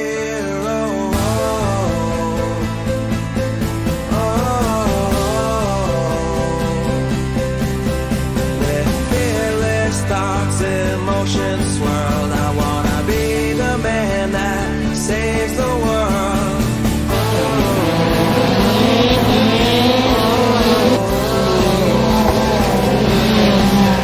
So start ignition.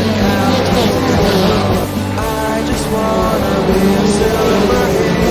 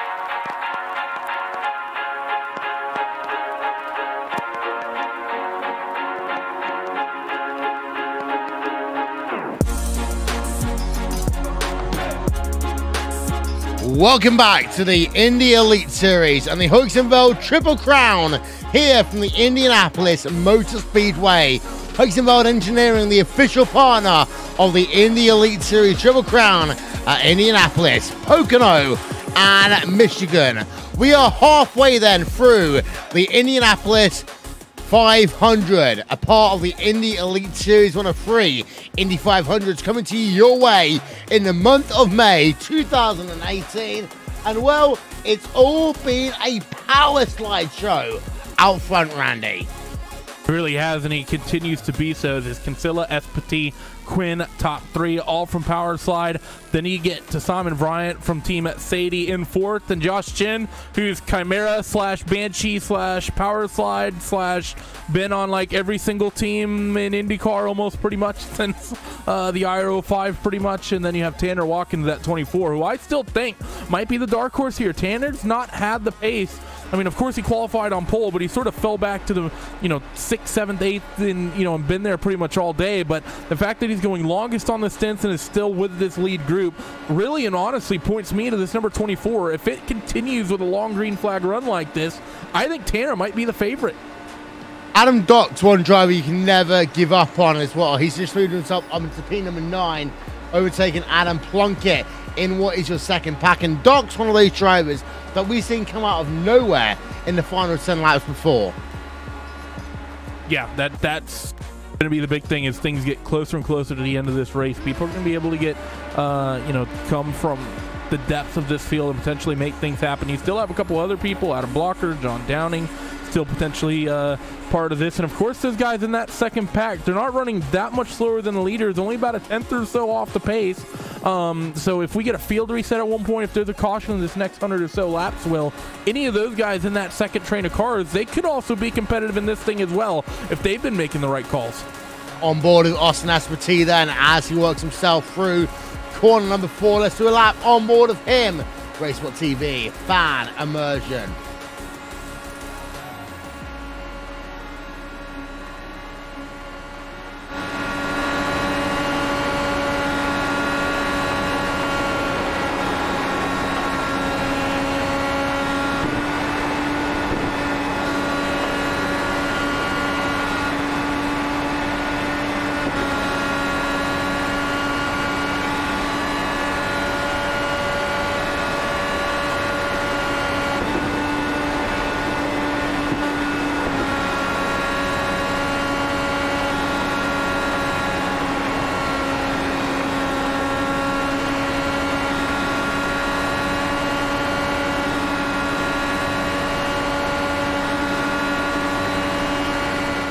Only at Indy, Randy, do you see a driver lifting out the throttle at 225 miles an hour.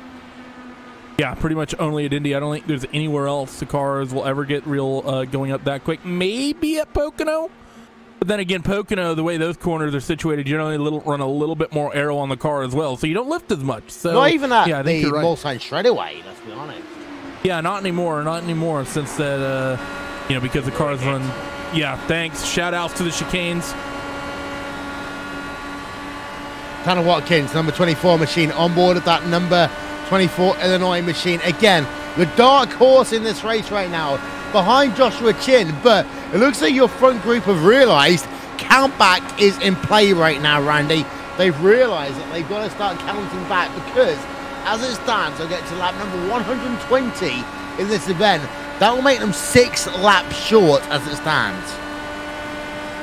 Yeah, it's going to be a little bit off if you really think about these guys, the sort of runs they've been doing. I mean, let's take a look when people came down pit road. Austin Espati, he pit on lap number 86. So you think, okay, to start adding essentially by 30 if you really want to make it simple. You go 116, 46, 56, 86. Now you add the 2 to 3 laps extra on top of that. You're talking about Espati making a pit stop with 4 to 5 laps to go. You look just ahead of him, Andrew Kinsella. He pit on lap number 88. Pretty much the same exact situation there. Go back one more spot to Liam Quinn. He pit on lap 87. Same situation there. Simon Bryant, lap number 90. That extra 3 or 4 laps. I think Bryant could make it to the end. Joshua Chin, lap number 84, 85. Same situation for him with the 2 drivers out in front. And then Tanner Watkins, lap number 92. That should, I think, easily be enough for him if he runs full stints to be able to get to the end from here. So I think right now, everyone who's any of these 3 or 4 of these 6 cars in this lead pack, if the race goes green, I think will owe us a pit stop with a few laps to go. They've got scrapping going on a little bit further back. That is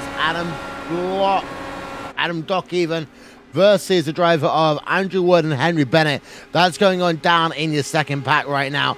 And here is Dock. He's looking down to the inside of Wood, not able to do anything in towards 1. Yeah, nothing going just yet, but you know, the way the packs are forming, no real need to get too aggressive with it just yet, as they're going to be coming up on 90 laps. 90 laps to go, as Doc is going to shuffle into the slipstream of Andrew Wood. He lost a lot of momentum not being able to pick that pass up. Bennett still tucked right underneath the rear wing there as well. They're side by side behind. I believe that is Niall McBride and Vic Caudill. Indeed it is, that are scrapping it out for positions. You got Vic in that DHL Ryan Hunter race style paint scheme, and of course Niall running his traditional white, red, and green. As we got one driver behind on pit road, that is Niall Anders, who's making an oddly timed pit stop to see. He might just be off cycle. Yeah, he's been, actually no, he pit lap 86, 23 laps for Niles. I don't see the logic coming down pit road here. No, because well, even if he pits now once more time, he's still going to have to save 2.5 laps of fuel. Yeah, I'm not sure what the deal was, and he missed his box. I am seeing he is sort of blinking in and out a little bit. Maybe he's encountering some technical problems, and that's why he's coming down pit road. But in terms of, you know, regular race strategy, I don't really see any reason to pit when he just did. As your race leaders are going to start hitting some lap traffic. Andres Eek is out in front of them, as well as Brendan Lichtenberg. Yeah, let's go on board then with second place driver Austin Espartee as they close up to the rear of this traffic. And this is now a good opportunity for Espartee to try and work himself past the driver of Andrew Kinsella, because the last couple of laps they have been almost equal. It's been a total of 4 1,000ths of a second gained by Espartee over the last 3 laps. That's how close the lap times can be here. He had a half look then down towards turn number 1, couldn't do anything about it. He had another half look. We have another car peel off on towards pit road. That's Andres Eek. He is laps down, however, so not a huge factor there. They're going to get the race leaders going to cycle down the front straight, and actually taking a look, your race leaders, top 2 starting to, they have a little bit of a breakaway down the back straightaway as Kinsella and Espartee over Quinn and Bryant. And well, I say Quinn and Bryant, it's now Quinn and Chin, as Chin makes the move on Simon Bryant through corner number 3, so move him back up into that 4th spot, move the Sadie driver back a little bit. And it seems to be where Power Slide, as strong as they've been pretty much the entire race will, this is where they've seemed the strongest, is late on into the run. And you see that Sadie car starting to shuffle backwards. We saw the same for Bradley Walters before he tagged the wall. We saw the same as well from a couple of the other Sadie cars that have been in the lead. Once we get to the last 10 or so laps of a run, that's when they start falling off just a little bit. Yeah, and there's the lap gaps there between Austin Espartee and Andrew Kinsella.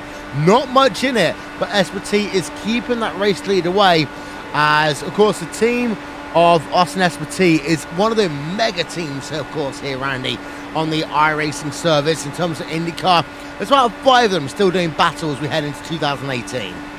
Yeah, it's, I mean, the teams you're talking about are pretty much the same ones. You talk about Power Slide, you see Liam Quinn. He wants the race lead, and he's going to take a peek into corner number 1, and he's actually going to pick it up. It's Josh Chin and Kinsella very close on the exit of turn number 1 there, going through turn 2. Luckily, that couple of teammates didn't end up dumping each other. He's got one car also exiting the pit road while all this is happening. But you have Power Slide, which is, you know, you have Power Slide, Absolute Zero, Team Banshee. They're all kind of under the same sort of banner at this point, even though they're technically 3 separate teams. You have Team Sadie, which is, you know, those drivers are still very, very good, like the Simon Bryant, likes of other drivers as well that we've seen competitive today, Bradley Walters.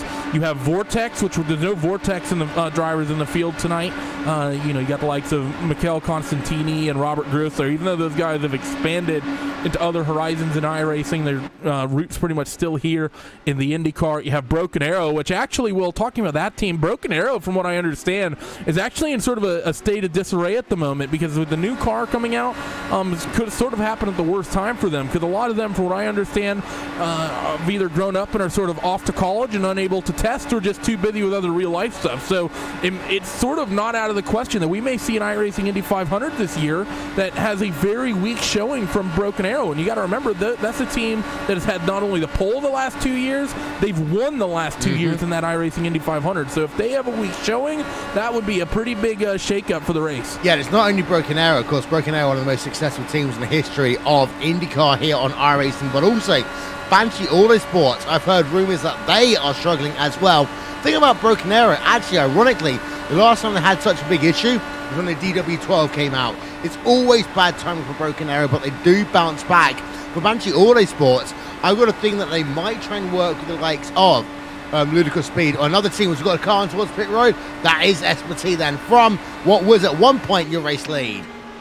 Now another 30-lap stint there from Austin. Came down on lap number 85. He hits pit road lap number, so 31, 32, give or take, depending how you do the count there. So they're starting to push the field a little bit more, Will, from what they were doing earlier on. Just have to question, though, if that's going to be able to do it, because they might be able to just make lap 200. Ooh. Oh, Vesmati very loose entering his box there. It is a concrete pit box, so it can be a little bit tight and awkward as you try to get down and in there. Curious if anyone else ends up hitting pit road here as well, as your race leaders are currently cycling their way off of turn 4. Josh Shin going to come down pit road as well as Kinsella. And it'd be interesting to see what Tanner Watkins does. Yep, so then we are more drivers on towards pit road. There is Joshua Chim. There is Kinsella. There is John Downing, all on pit road at the same time from the rear of Joshua Chin. Well, Chim, he's had miserable luck at IMS before. He has great speed, and he has good luck. Josh tends to have good luck through the first, like, 150, 160 laps of the race. It's always in that last 40 that something happens. Josh is, I think, probably the most consistent driver I've seen at the Indianapolis Motor Speedway, because every single race he does, he manages to find a way to work his way forward, get in that top 5, top 10, and be a factor, and then something always happens. Last year, Trost decided just to send it on him going into turn 4 for some reason, and, you know, we've seen that from Trost, of course, in the past, but Josh, there's so many occasions where he's had a car and been in the right place at the right time to potentially win an Indy 500, has just been unable to do so as they start coming out. Esmeti's down there. You have Brendan Lichtenberg is in the mix. Andrew Kinsella, well, Lichtenberg is a lap down, but he is technically there. Andrew Kinsella is there as well, and well, they fall back a little bit as Simon Bryant and Tanner Watkins, they continue to stay out and circulate on the racetrack. Yeah, as Chin is going to lose that position then to Austin Esmeti as they come past the yard of bricks once again. Esmeti then back up into 7th place in that treble 7 machine. Simon Bryant then leading the way right now. He has done 31 laps on this set of tyres as they work themselves now through turn number 2 down towards the back straightaway. Yeah, so these guys are going to be doing everything they can to work their way forward. Still just need to wait and see when they come down pit road. Working lap number 30 of the stint right now is Simon Bryant. Same as well, I believe, for Tanner Watkins. Actually, no, he's only on lap number 28. So for Tanner Watkins, it's looking like a good situation. Doing a little bit of math here. Let's just see. Right now, so Josh Shin basically on his 2nd lap of the run. You know, if you just plug 30 laps in there, he should be good to make it to the end of the race here on 2. About 30 laps from now, 150 and then 180. Well, he should be 10 laps clean, but I still think it's going to be those other drivers that are able to do the longer stints that are going to be advantageous, because, you know, you burn I think close to about 0.7 of a gallon per lap here, and that's a lot of time on pit road. And it's going to be such a short stint to the end, you might consider not taking tires. Henry Bennett then does a 10.3-second pit stop. He is out and away again in that 007 machine, and he's going to fall in behind, actually, the driver of Now McBride by the looks of it. Yeah, Now McBride and Adam Plunkett are now out ahead of him. 14th place for Henry Bennett. This is a guy that's been so dominant in previous years, of course, in the classic IndyCar series. Henry's sort of made a name for himself the last couple of years. Seen him in the classic IndyCar series. He's also really quick in this IndyCar. I've had myself, him, and Kinsella had a fun fight in the Absolute Beginners IndyCar series at Gateway a week or 2 ago, and Henry's really stepped his game up in the last year and a half or so, and he's definitely a contender. I'm still surprised that 007 car is having this sort of run, though, only running 14th. He's going to be really frustrated, I think, after this one, and it might hurt him mindset-wise as we continue to work forward through the month of May. Andrew Wood even out and away in number 32 machine. He's down now into P number 14. That moves Bennett up 1 position. Adam Blocker is the driver on the oldest tyres right now. He's done 9 laps from this stint, but he's got a 1.4-second advantage over John Downing, that is for what officially is P number 7 on track. Ahead of him is Tanner Watkins. Watkins should be on pit road any point now. We're on board of him. He should be coming towards pit road this time by, Randy. Doing a quick check as Bryant just hit pit road. His previous in-lap was lap number 89. Let's take a quick look at Tanner Watkins. His previous in-lap was lap number 91. So he could potentially go an extra 2 laps over Simon Bryant. So it may actually be next time, if not the time after, for Tanner Watkins. Wow. And Watkins last time by, his average lap speed. Let's get it up on your screen if we can. Well, we can't, unfortunately, but he was doing about 226 miles an hour in towards turn number 1 there. Yeah, I know, that's impressive by him then, as Watkins then trying to work himself past lap traffic right now. Not going to do it in towards turn number 3, going to stay it and hold it in line for the time being. Now, the short shoot down towards turn number 4. Watkins should be on towards pit road. Yeah, he is. He's lifting off, and he's coming towards pit road. Randy, talk us through it. Down on towards pit road, you may have made an adjustment on your jacker. Just get that rear end as low to the ground as you can. Get on the brakes, don't want to lock up, and now just roll down on that pit speed limiter. Maybe fluctuating on the gearboxes just to get that extra kilometer or so an hour out of the car as you roll down towards your pit stop. And you hear him just sort of fluctuating the gearbox, just trying to keep those revs up because the iRacing pit limiter is for some reason about a mile per hour off speed. Get into your box clean, jack the car up, 4 tires, full tank of fuel. I think for Watkins, I don't see him going away from that strategy until the last 7 to 8 laps of the race. Gonna sit, gets that thing filled to the brim, rolls off, pit speed limiter off. Now be careful of the bump, and then just be sure not to cross the stripe as you enter the re-enter onto the racetrack. Try to carry as much speed as you can, and hope you didn't lose much time compared to your rivals with the slightly longer stop. Yeah, and of course, in the official iRacing Indy 500 round, drivers will be allowed to take basically an arc through the short shoot, get themselves a bit more speed as they head themselves on the infield through turn number 2. Not on the Indy Elite Series, that will get you a disqualification. Yeah, it is. You need to be a little bit careful about that. In the past, they've had in-race admins. I do not believe that they do so anymore. And it's actually Christopher Demerit from Broken Arrow who did so last year. I remember there was a conversation with a driver. I can't remember who it was. It may have been Norton who sort of crossed the line. I can't remember off the top of my Ryan Norton. But I see what you did there. As I just lost my train of thought. Yeah, so did he at one point, as we got ourselves 10.2 second pit stop there for Liam Quinn. Right behind him is Austin Espartee. Espartee looking battle then for P number 2 as they head themselves then down towards turn number 3 and 4. Espartee up into second place. Espartee's doing a good job here as actually Tanner J. Watkins, very, very good pit stop here as he's still on the lead lap. And actually Watkins may have just straight up cycled into the race lead and jumped everybody here as they crossed the start-finish line. So a phenomenal pit stop from that 24. Maybe a bit of a short fill there, but the 24 of Watkins leads this thing straight up after a little bit of pit strategy. I would even say that's him doing strategy there, because his in-laps was good. He actually had on the fastest lane-to-lane times of anyone. His pit stop was 10.2 seconds, the same as Liam Quinn, the same as Austin Espartee, about a tenth faster than Simon Bryant, faster than Chin, faster than Kinsella. So actually, this is Tanner Watkins right now running for a race victory in that number 24 machine. Haven't talked too much about him, but we know he's always a threat in this series. And while Randy, he's leading right now, but he's got Quinn catching him. Yeah, he's going to, because he's not clear that slipstream. We've been talking about it. It's about a 2-second delta you want to be looking for to try to break that draft, and he's only 7/10 ahead of Austin Espartee. Hell, you look at the tail end of this field, Adam Blocker is only 1.8 seconds back, so he'd be able to feel the draft as they work their way down the back straightaway here. So he's not going to lead for long, and I have to say, just knowing the strategy, the way he's been racing, I anticipate this number 24 car is just going to see this train of cars come up, and he's pretty much just going to cycle to the tail of it, because that's basically been his approach all night. It's going to be 71 laps to go at the stripe. Yep, as we've got ourselves then, Watkins losing 2 positions in towards turn number 1. He's going to try and gain 1 back over Austin Espartee. There are your top 8 then, bottom of your screen. 1 drama here today, 1 safety car that lasted us a good 25 minutes. But apart from that, we've had ourselves pretty much a green flag run here today, Randy. And it's been a really clean green flag run, with most of these drivers running perfectly. I mean, yeah, it's spread out now here at IMS, but these drivers have not really put a foot wrong with just one yellow. Oh, it's a little bit close to the wall. Goes one of those Broken Arrow drivers. I think it's the second place runner, Boston Espity, who nearly tapped that outside wall as he goes to the race lead. But, I mean, yeah, this has been, I think, the cleanest Indy 500 that I've ever seen. Not only in terms of, I mean, I've seen long green flag runs before, but in terms of the quality of racing and the respect given to a lot of drivers up and down the field.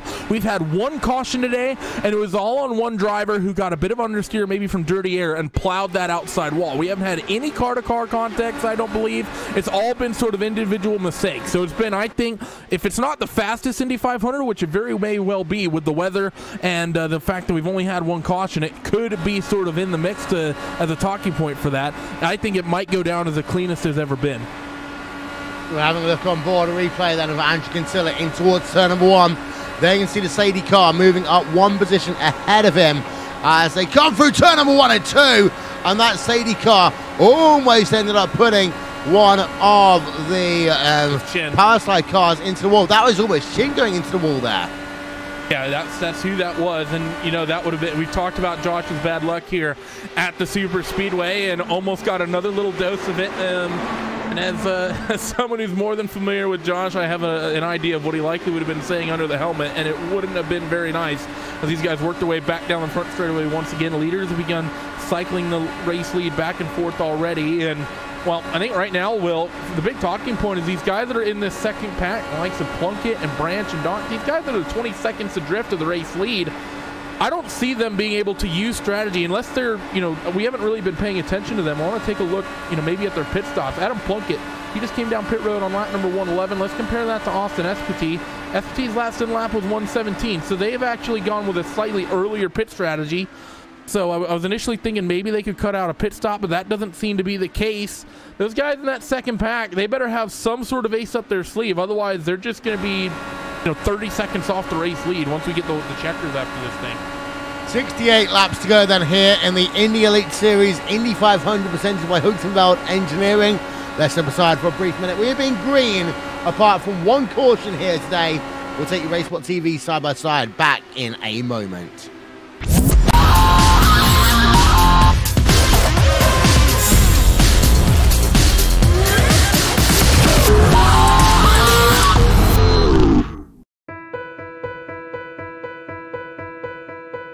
I want to leap over buildings, want to fly over the shores, faster than a lightning flash, rushing through the cool night air.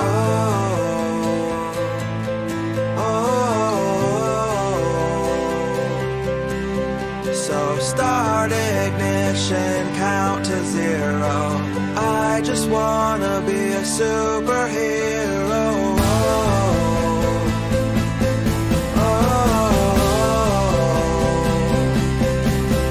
With fearless thoughts, emotions swirled, I wanna be the man that saves the world.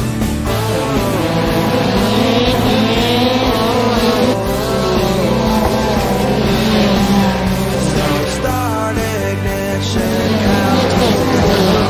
I just want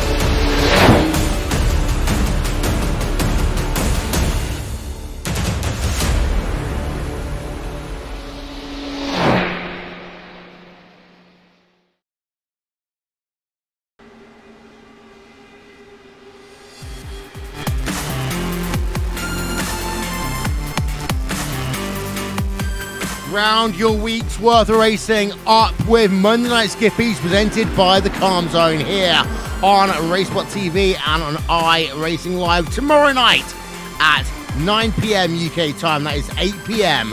UTC. Well, Joshua Chin, he has won basically fuel race after fuel race after fuel race. He is currently running in P number 4, Randy, as we welcome you back here to the Heusinkveld Indy Elite Series Indianapolis 500. Chin is in, I would say, a bit of a fuel economy run right now because he is about 6 laps shorter than Tanner Watkins running in P number 3, and he's got some work to do. Yeah, I mean, and it's not even a situation. I think we're in a situation where most of these guys, even though they're running a little bit less laps, I don't think they'll have to add a pit stop on, but they're going to have a longer pit stop than that number 24 of Tanner Watkins. So they are still in a little bit of a fuel dilemma at the moment as they continue to work their way around the racetrack. But you're right, Josh Chin, I think, coming in probably the favorite for this race because this is round number 8 of the championship. Of the 7 races there's been, Josh has won 4 of them, and he swept all the road courses. He won Long Beach on fuel economy, and there's a Sadie car making a move for the 3rd spot over Tanner Watkins, and he's not going to quite be able to get that. Tanner, good job holding that upper groove. Maybe that Sadie car actually is trimmed out because John Downing did not look very good on that bottom groove whatsoever. Now Josh Chin's going to actually look to sort of take advantage of that, but not going to be able to do so. But he won at Long Beach by turning it into a fuel save race. He did the same thing at Barber. The admins were like, we don't want all these races to be fuel save races, so we're going to increase the duration. So then Josh made it a one-stopper at Indianapolis as well. So he's won the last 3 races all on fuel economy. So if fuel economy is a concern, even though Watkins seems to be the one in control in terms of his strategy, Josh Chin is still someone that we need to keep in mind. Yeah, get social / RaceSpotTV on Facebook, at RaceSpotTV on Twitter. As we've been having a look at John Downing. Worth noting, by the way, Tanner Watkins, what a run he's having.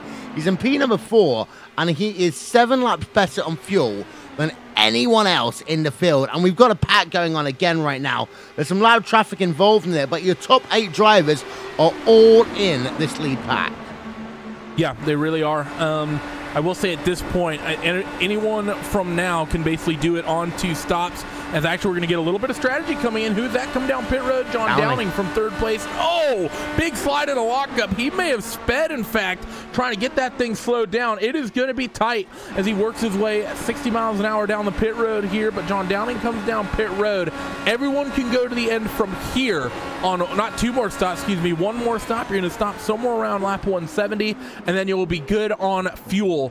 So for these guys, they're just going to, the factor now is when do you opt to come down pit road. I think some people, they might sort of pop that penultimate pit stop cherry a little bit early, but I think if you're Tanner Watkins, you want to try to push this advantage as late as you can so you can have as short of a fill as you can late in the race rather than doing it early.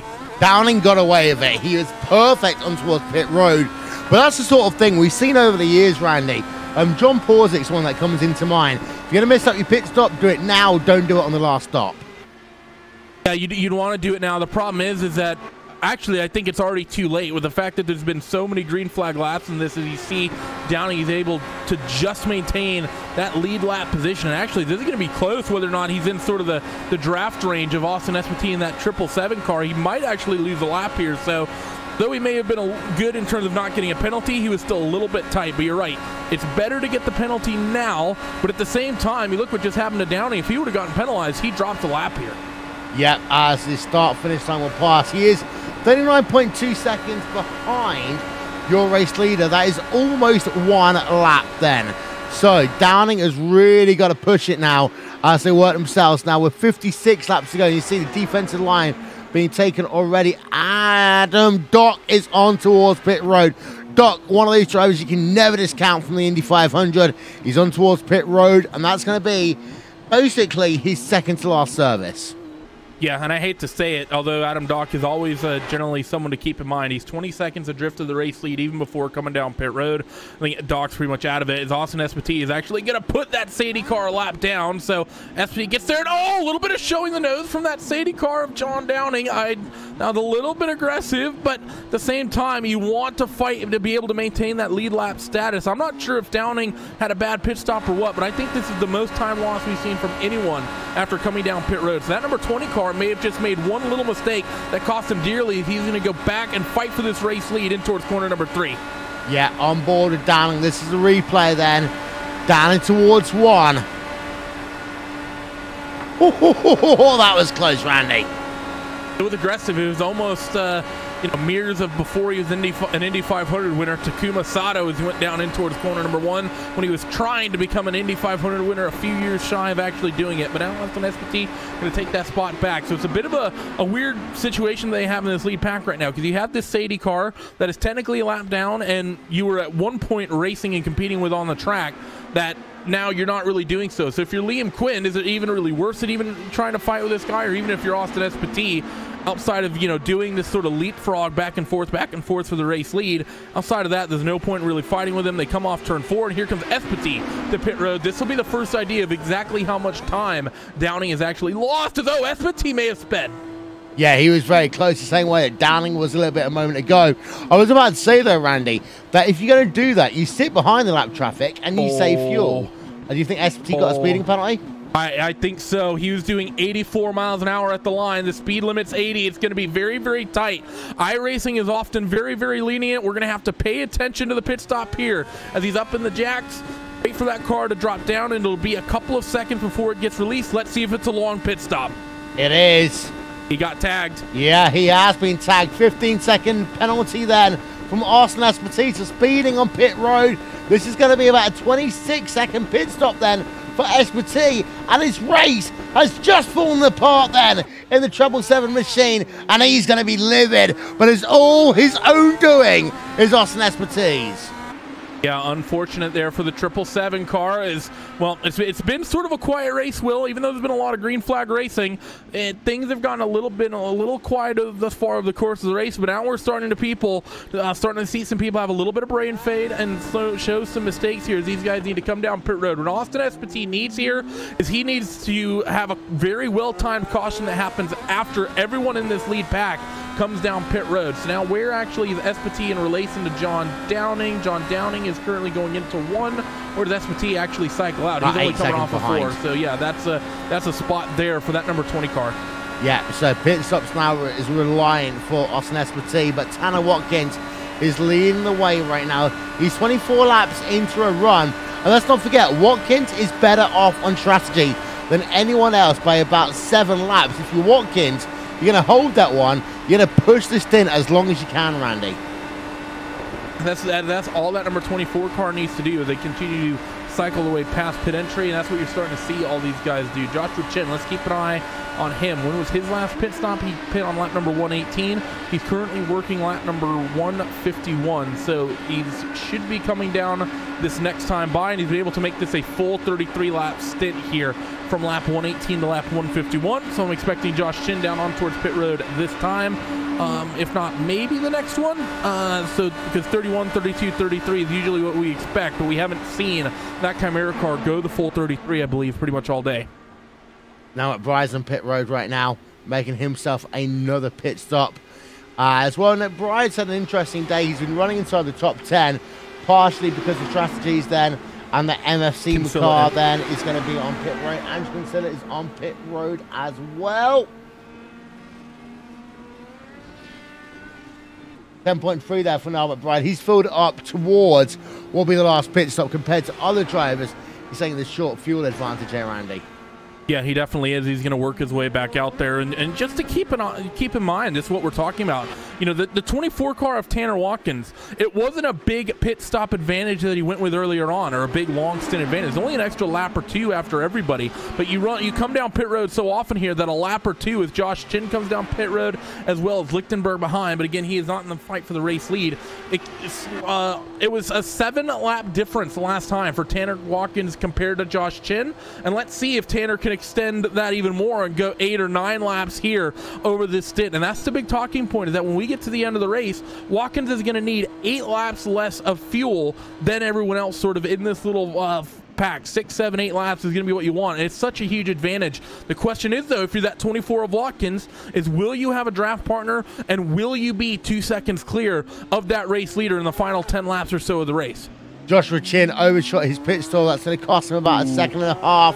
9.6 second stop out and away in 31.1 overall. Lane entry to lane end. But where is he going to be amongst Andrew Cantilla, John Downey, Adam Blocker et al.? The answer is going to be, I think he might just lose that. He's actually just going to be ahead then of the driver of Downing, because there's so much P1 and P2 cars behind him right now that Chin has no way of getting out of the way.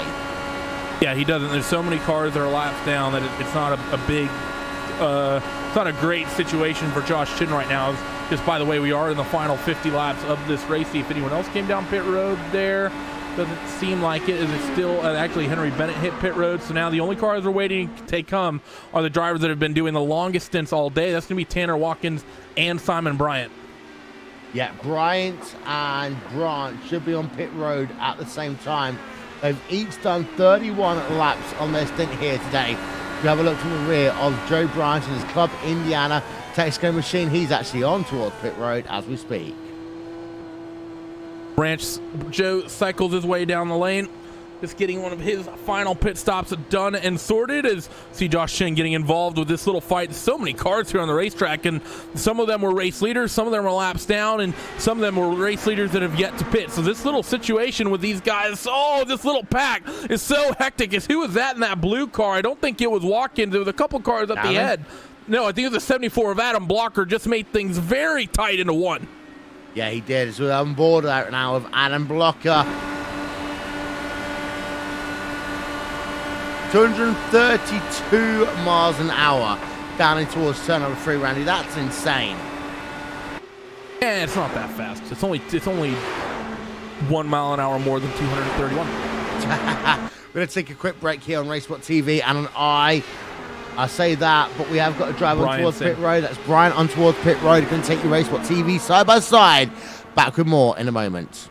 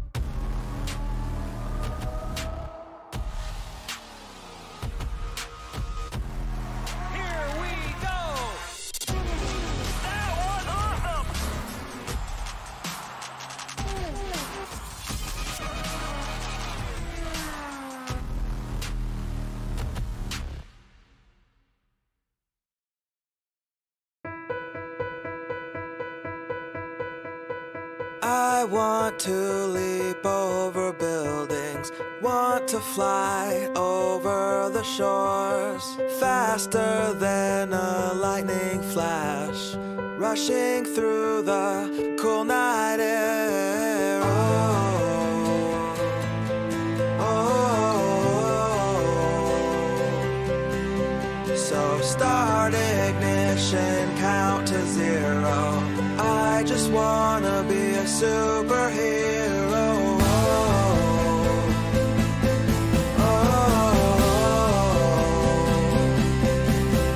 With fearless thoughts, emotions swirl. I wanna be the man that saves the world.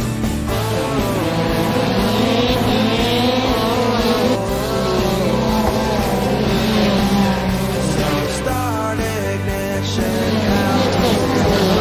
I just want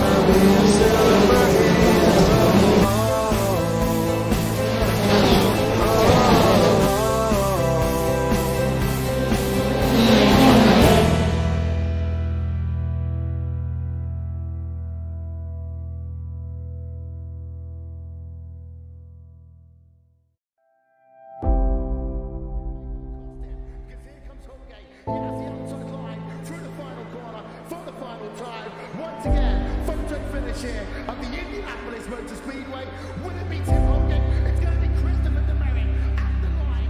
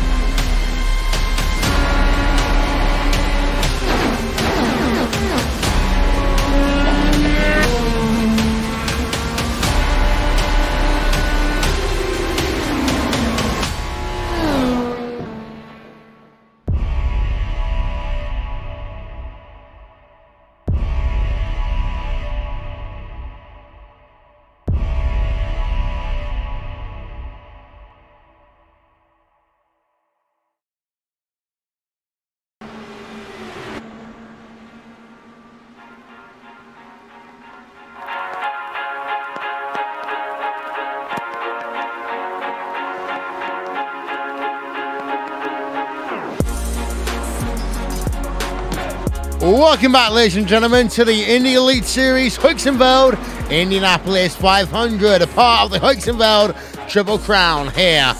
The Indy Elite Series, RaceSpotTV, iRacing Live, Wolverton and Randy Chernoff. Randy, less than 40 to go. Yeah, less than 40 to go, and there's going to be one more pit stop remaining in this thing, and the question has to be, when do they come down pit road? Do you come down a little bit early and then run it out from there, or do you go late? I think the obvious call is to come down late with as powerful as the draft is, but things have kind of gotten shaken up with the last pit stop cycle, Will. I think a couple of drivers may have done a little bit of a short fill because they know they can't they aren't quite in terms of the advantage situation. I think the likes of Quinn, Kinsella, and Brian opted to take a little bit less fuel at that last pit stop, which means they'll have a slightly longer one at the next one, but it also means that Watkins, Chin, these other guys, they're going to have to somehow, some way, find a way to undo that advantage that those guys out in front have just given themselves. So for Chin and Watkins, even though they may have the advantage in terms of fuel fill, they still have, what, a 2 to 3 second disadvantage to potentially overcome. Yeah, Kinsella did a 9-second pit stop, and Liam Quinn 9.5, Simon Bryant 9.9, Joshua Chin 9.6, Watkins 10.2. Arguably, the best person in the field right now is still the driver of Tanner Watkins, number 24 machine. If this race goes green to the end, Watkins is in prime position to win. I think no matter what, it is in prime position to win, to be honest, even if a yellow comes out, because if a yellow comes out after lap number 167, lap 168, everyone is going to be able to go to the end of the race on one more pit stop. And the fact of the matter is he's 7-8 laps further ahead on fuel than everyone else out on the racetrack, except for maybe Simon Bryant. Because he's going to have such a short fill, I think he's going to easily cycle out to the front of the field. So while he'll still have to slice and dice and fight for the race lead, he will cycle out likely to the front of the field. And, well, I don't think there's many other people that will be in quite the same situation he is. On board then for lap with Tanner Watkins. RaceSpotTV fan immersion.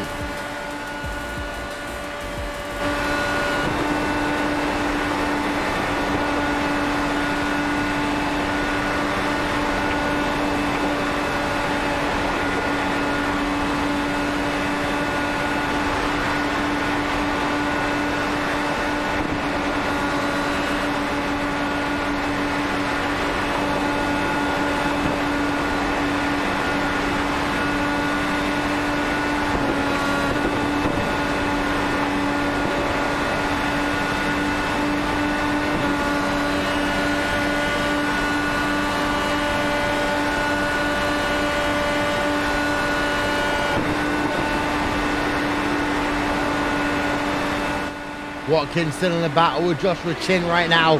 Battle for 4th place on track. You can get social with us /RaceSpotTV on Facebook, at RaceSpotTV on Twitter. Apparently, I've got to start saying like, share, and subscribe as well, Randy. I don't want to do that. Yep, like, comment, subscribe. Be sure to check out my Instagram where you can see all of my iRacing commentary action. Be sure to, as well as what is it? Subscribe to me on Ready Patreon. for the race lead. Check out my MySpace page. What's a MySpace these days as Quinn goes to the race lead then? 33 laps to go. Liam Quinn to the race lead in that number 44 machine, doing a fantastic job. Kinsella right behind him, Brian in third as it stands right now. But here comes Kinsella back down to the inside. He's going to take that race lead back in towards 3. And these guys are showing some really impressive pace, and I think it might speak to, well, I say that, and Josh Chin just went a little bit quicker, but I was going to say it seemed like this sort of lead pack was a little bit quicker than both Watkins and Chin, but it certainly seemed to be the situation for a couple laps, but it has since evened out as Quinn is going to want that race lead right back, as we're going to have 31 laps to go, 32 laps to go this time. So Liam Quinn is going to cycle out into the race lead and then work himself down the back straightaway. Kinsella is just going to look to get the run once again.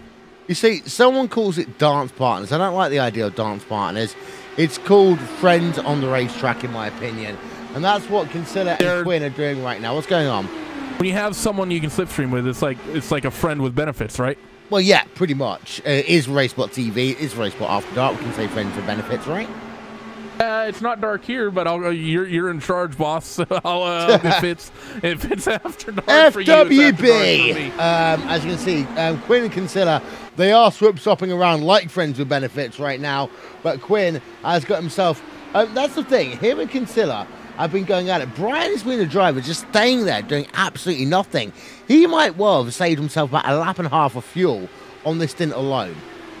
Doesn't take much to really save a little bit, and that's the big thing. Is that this race could come down to the smallest of margins in terms of the fuel fill. So for these guys, there's going to be 30 laps remaining when they get to the yard of bricks this time through. You want to save as much as you can. So I think if you're Liam Quinn, I'm a little surprised that you're swapping the race lead back and forth the way you are. But at the same time, you want to try to maintain speed as well. As we have 30 laps left in the go, and the pit window is officially open. Yeah, pit now, and you'll be good to go to the end of the motor race. We'll see whether any drivers takes the early option. The thing about the early option is, Randy, you've got to really be in the top kind of right now, about the top 7, 8 drivers in order to make it work. Because you'll stay on the lead lap, and therefore, if you do get a caution, you go to the front of the field. Anyone behind P number 8, it's a riskier business because you will come in 1 lap down. Well, I mean, behind P number 8, I mean, look at it's Austin Espetit, he's P8, and he's 19 seconds to drift to the race lead. So there's no way he would be able to maintain that lead last spot. We had one driver on pit road, but I think it was the driver who was laps down trying Adam to get. Plunkett. Yeah, it's Andrew. No, it's Andrew Wood. So actually, we might have a couple on pit road as well. Okay, so there we go. We were both right. So yeah, I mean, I think right now, if you're going to come down early, I think the only people that make sense would honestly be Chin and Watkins. I think those are the 2 names that would stand out because they've recently come down pit road. But then again, because Watkins will have such a shorter fill, that might be actually something that Watkins is in a rough scenario with, because when he comes out of pit road, everyone else is going to have a potential draft partner that they can work with and leapfrog to reel in that 24. That 24 is basically guaranteed when he comes down pit road to come out by himself ahead of the field, and we've seen how powerful the draft is here today. So that might be a thorn in the side of Tanner J. Watkins closing in on the end of this race.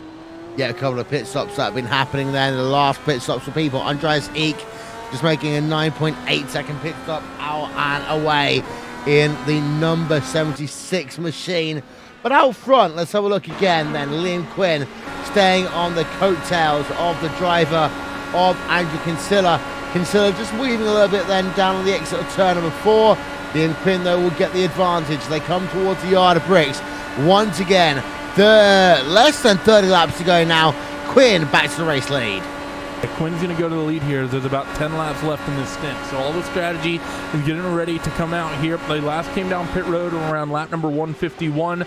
Here, Andrew Kinsella, Liam Quinn. He came down pit road actually earlier than that, lap number 148. So potentially look for Liam Quinn somewhere around lap number 178 to 181 for him. He's going to be probably the first driver to hit the pit lane. Simon Bryant, he came down lap 156, so he's gone later than both of these drivers he's running with by 5 laps plus. So look for those guys to potentially come down pit road. Joe Flanagan hits the pits front, who's behind them. There's also his Sadie car a little bit deeper down the field. Can't see John Downing. He's actually come down pit road, who is part of the lead pack. That number 7, that 7th place running number 20, that is a relevant driver. First one down on towards pit road. Yeah, it's worth noting as well, what will happen if the likes of Quinn, Kinsella, and Brian all get equal pegging? That's a huge political question there, Randy. I don't expect you to answer it, but they are going to be so close together on track as it will stand. That's going to be huge in terms of not only this race, but also the iRacing Indy 500 in a few weeks' time. If they can have maybe a 1-2-3, can you imagine the fireworks going into Indy? Like potentially as Liam Quinn comes down pit road. And who is that? Is that Tanner? No, it's not. It's someone else in a blue car that looks like Tanner's car. Yes, Adam Blocker who hits pit road. So race leaders opting to come down towards lane. Strategy coming through with 25 laps left remaining. And the big question is going to be is how is this going to work out for these guys as Kinsella, Bryant, Chin, and Watkins, they continue to circulate out there on the racetrack. Yeah, so Quinn's into his pit stall then.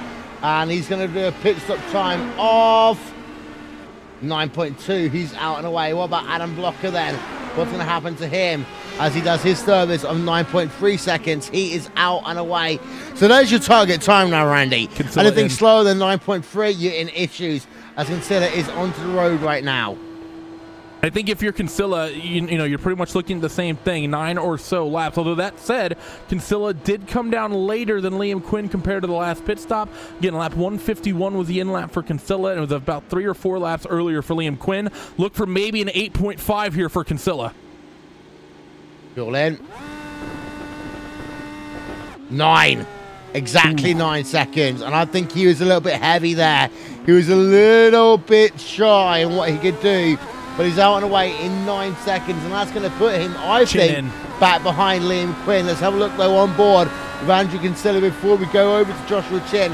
What is going to be the story? Because Quinn is very, very close as he exits turn number 2. I think Quinn might at least get right behind him into the coattails as they head down in towards turn number 3 and 4. But it looks like that Kinsella has just held on for the time being. Is now Chin into his pit stall. What he can do, as we've also got himself Austin Espartee on towards pit road as well. And here's Chin. 8.7, but a bit of a stutter on the road out of pit road. As behind Adam Blocker does a 9.3. He's out of the way. Espartee into his stall as we speak. Espartee now sitting there stopped. What's it going to be for him? He looks to cycle out as quickly as he can. 10.2. That's long for Austin. Yeah, 9.7 the official time then, but 35.7 on the lane. That's not a good pit stop there for Espartee at all. No, it wasn't, but it's also important to keep in mind the fact that that 777 car is so far down the order. He's really not in any situation to win anyways unless that something happens. The 2 drivers, we have to wait and see. Simon Bryant and Tanner Watkins. Simon Bryant is going to come past pit road, and Tanner Watkins, I think, is going to do the same. I think one important thing here, Will, is that both Bryant and Watkins have draft partners. Bryant has a teammate out in front of him that he's been leapfrogging with, and Tanner Watkins has Brendan Lichtenberg out in front of them. So both of these drivers, despite the fact that they're sort of not around race leaders anymore, they're not going to be losing time on these laps before they come down pit road out of the slipstream. Question is going to be is will they find someone to work with after they come down pit road as well? 21 laps to go then in the Indy Elite Series Indy 500 presented by Heusinkveld Engineering. And well, Randy, we're talking about Heusinkveld, of course. Fantastic to have a big name partner sponsoring the Triple Crown for the Indy Elite Series.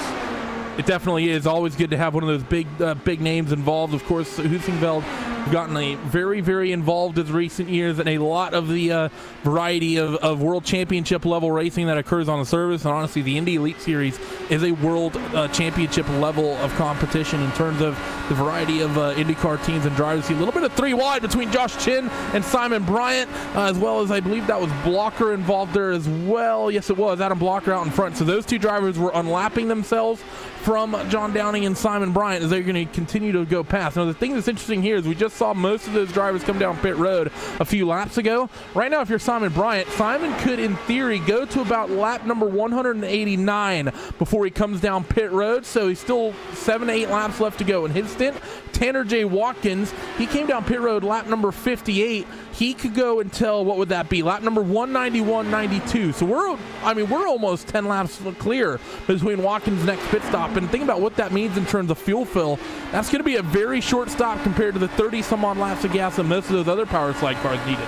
Yeah, last 15 laps of this motor race then. Coming here live on RaceSpotTV and on iRacing Live as we go on board with Andrew Kinsella right now here in the number 14 machine. And there's your ticker running along the top of the screen. Of course, you get social with us.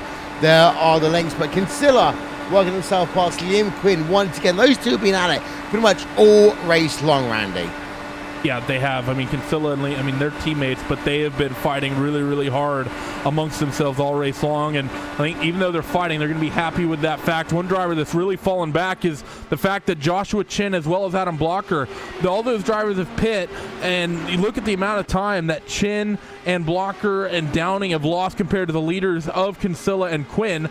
If it's not Simon Bryant or Tanner J. Watkins who will be in command of this race with 5 or so laps remaining, it's going to be between Kinsella and Quinn. So everyone else making some sort of mistake on pit road. And at the moment, it looks like Josh Chin, despite being competitive all day, is going to fall short of another Indy 500 win. Yeah, as there is Andrew Kinsella having to play ultra defensive over the driver of Andrew Kinsella, but it doesn't, well, sorry, Liam Quinn, but it doesn't work in towards turn number 3 and 4. As well, as it stands right now, we've got ourselves 16 laps to go at the line here, and Kinsella once again going for P number 4. This is a fantastic position right now. It's behind. You got yourself 3 wide racing going on. That is between John Downing, Liam Quinn, and Joshua Chin going on for P number 5 through P number 7. The fight's up and down the field as the Sadie driver, Simon Bryant, is going to hit the pit road. Let's see what he can do as he cycles down. We saw about 9-second pit stops for everyone else. What is Bryant going to do? Gets jacked up, gets ready for the car to drop, and that pit stop time is going to be 7.9. So it's a couple seconds quicker than him from everyone else. I will say that Tanner Watkins has lost his draft partner, so this may cost him a little bit. So he's about a second or so faster than everyone else. I think the main thing, though, is that I know a lot of people don't like to do it as he's in. Tanner J. Watkins is making the car right now, hard on the brakes is the way he's going to be. He may have gotten tagged for speeding. That would have been very, very close there for Tanner. Can you imagine?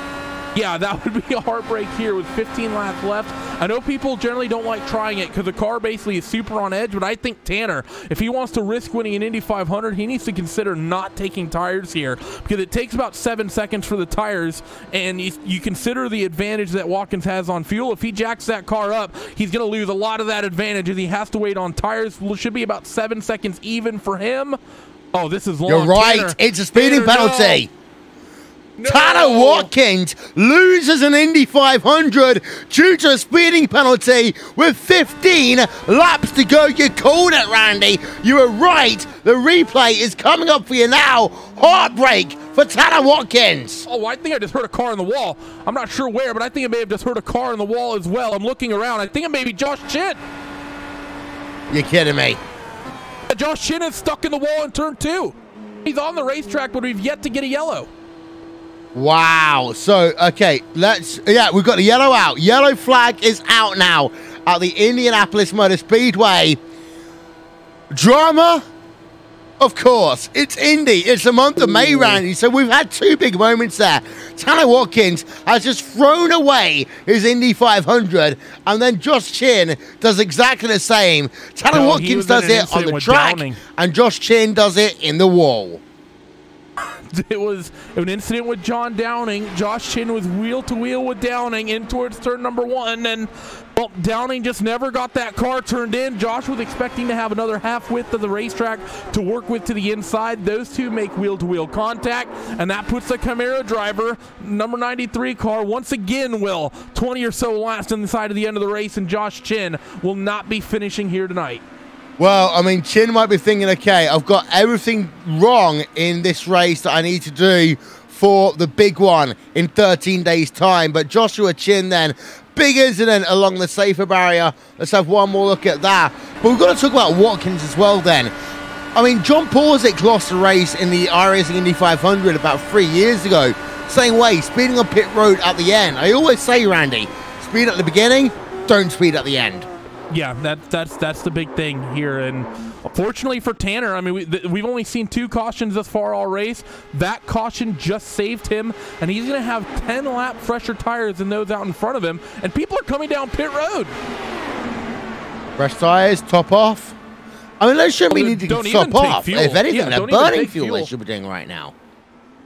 Yeah, so no fuel for these cars. As I think we'll have a moment to get a word with Josh Shin, but I still don't know why you would come down pit road, because now you just give the likes of Watkins, who just pit, and you shuffle Simon Bryant out to the front. I just don't see the logic in coming down pit road. New tires is important, but with the slipstream the way But not that it is, important with 13 to go. you can't. Yeah, with 13 to go and with the draft the way it's been, you can't run away from anyone anyways. Yeah, and the first person out will be the driver of Liam Quinn then. He will come out in P number 7.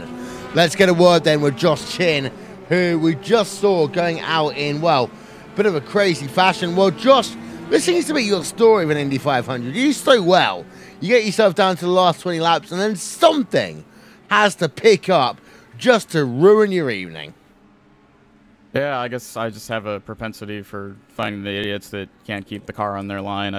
I felt like I gave him plenty of space, and he just missed the corner and used me to make it. So, car was good, and I don't know, frustrated. You caused a caution because of that incident, but it does make life very interesting for your team. Of course, team result today, Indy 500 in 13 days' time for you? I mean, the car is really good, and I've honestly, if strategy worked out just a tiny bit differently, and I hadn't slid the box, I wouldn't have been there racing with him. So I guess it's my fault for, putting myself in the spot to get wrecked. But the car was really good, and power slide, absolute zero car was really fast. Hopefully, Andrew, Liam, Tanner, Austin, Henry, Adam, Niall, those guys all have a shot to go get the win. How hard is it out there? I mean, honestly, it wasn't too hard. The conditions were really grippy. I had one or two times where I really had to jump out of it because I thought I was going to hit the wall, but those were pretty extreme situations where I was running in the corner at 240 and ran up on another car. But, I never had a situation where I was under someone. There was a car a second ahead, and I pushed up into him. Just, you should expect what your car is going to do. It's been doing it for 180 laps. 185 is going to be any different. Josh Chin, then, before we let you go, who do I give a shout out to very quickly? Again, just everyone, absolute zero. Power Slide Motorsports, car was really fast. Hopefully have the same pace in the 500 and maybe even do a little bit better next time, not having the wall. But Team Chimera as well, everyone over there for their support. I know Jamie's not happy about it, but it was a good race. It sucks to lose out, and this is going to swing the points pretty hard. That erased the last probably 3 races of work, but we'll go get them next race. Josh Chin then here on RaceSpotTV. This is your top 8. Only the second caution here today. We are still just about on track for one of the fastest ever Indy 500s in iRacing history. Only 2 cautions. Bryant leads from Kinsella, Watkins, Espartee, Bennett, Branch, Quinn, and Downing. They are top 8.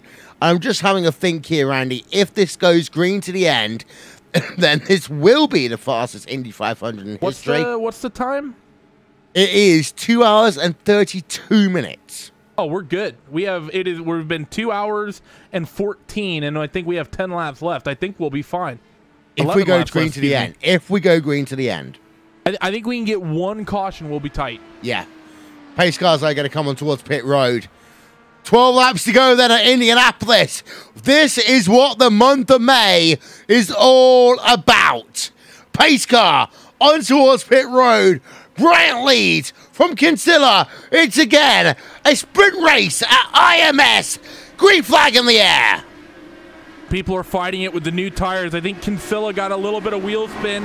Simon Bryant is going to be away clear. Of course, of all the drivers that pit under the green flag pit stops, Bryant and Watkins have the newest tires of everybody. As Kinsella decided to stay out, there are some drivers deep in the field, though, that decided to come down pit road. Look for Liam Quinn and potentially some others to come through the field on the new rubber. Yeah, and here comes then Kinsella to the race lead. Espartee, look at where he's come from. He's up into P number 2 already as they work themselves then down towards turn number 4. Espartee, the old tyres work on the heat cycle here, Andy. They're working pretty well. They were 3 wide behind as well. And they're going to come across to take the official 10 laps to go. And where does it come from? Joe Branch in the 28. Mid-pack all day. 3 wide for the 3rd spot. The other 24 of Watkins in the middle. Brian up top. And Snake Pit, they're going to throw their hat in the ring late as Joe Branch puts it in the top 3. Well, they've had a miserable day, but here is Joe Bronson, number 28 machine, representing as he's going to go down to the inside of Austin Espatee, going to try and take 2nd place away. He's going to get it then down in towards turn number 3. No, not just yet, but he will do on the exit of turn number 4. Here we are then, 10 laps to go, and IMS and business is picked up, and here we are. Look even at the rear of the field, Randy. They go 3 wide.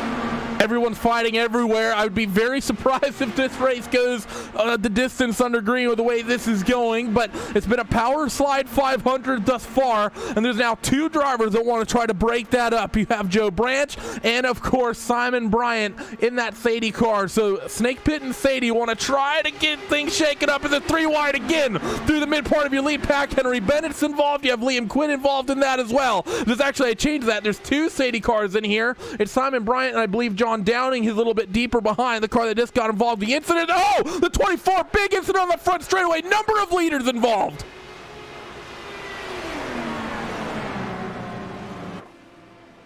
Oh my word.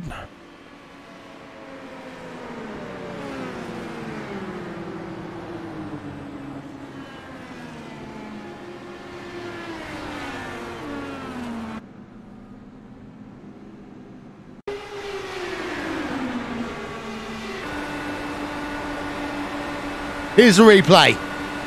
We have Blunkett involved. We got Wood involved. Watkins involved. So a number of leaders then involved in an incident. Yeah, we were on board with Wood then. You just see smoke across the racetrack. Wood had nowhere to go. But it all started really with Watkins and co. Actually, no, it didn't even start with Watkins. It started... Actually, no, I take that back. It started with Watkins and Joe Branch, and I have to say, I think Joe Branch is the cause of this big pileup. He left that inside line open. We saw one driver, Tanner J. Watkins. He tried to do the Helio Castroneves down to the inside.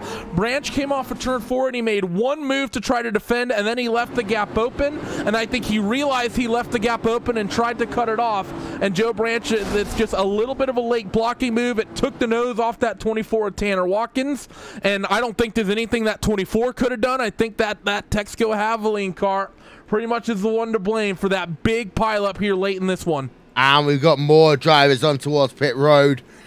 Joe Branch leads a gaggle of cars in. Branch, Quinn, McBride stays out. Branch, Quinn, Downing all on towards pit road here late on. There's a little bit of damage that needs to get repaired here for some drivers, but Espatee out of nowhere now leads this motor race. Yeah, so Espatee is going to lead here, Kinsella. And the thing is that I think that pretty much just handed the win to Power Slide because the Sadie cars were involved. The one Snake Pit car was involved. So now it's going to be Espatee, Kinsella, Bennett, Blocker. Those are about going to be the only... I mean, there's only 3 cars that aren't wrecked. My word, what a moment we've just had here. We're going to step aside, back with more in a moment here as we're going to set yourself up for a wild finish at the Indianapolis Motor Speedway.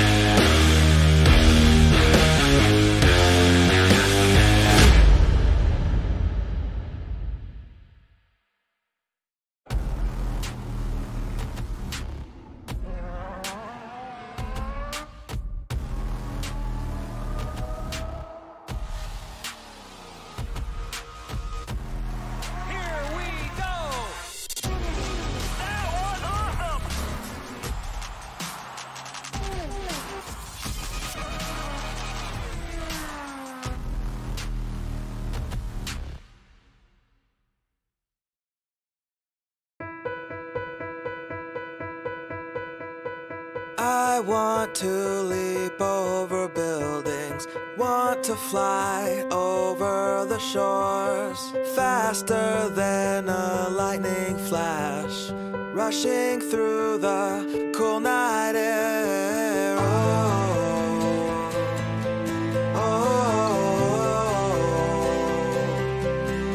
So start ignition, count to 0. I just wanna be a superhero.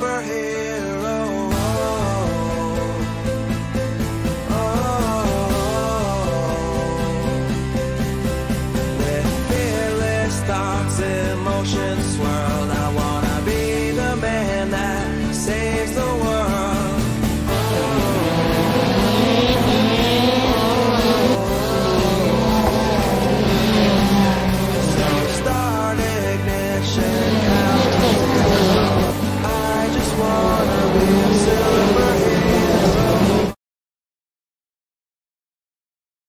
Are you ready for it? 5 laps to go. Indianapolis Motor Speedway. Pace car working itself through turn at number 3 and 4. Here are your top 8. Espotty from Kinsella, from Bennett, from Doc, from Quinn. They are your top 5. All of a sudden, Espotty is in the catbird seat in the Trouble 7 machine. But don't discount Kinsella, don't discount Bennett or Doc. Pace car is in. Here we are then. 5 laps to go at the Indianapolis Motor Speedway. And Randy, great start there by Espotty. Yeah, he's clear. Kinsella's there as well. Henry Bennett in 3rd. There's a lot of damaged race car on track.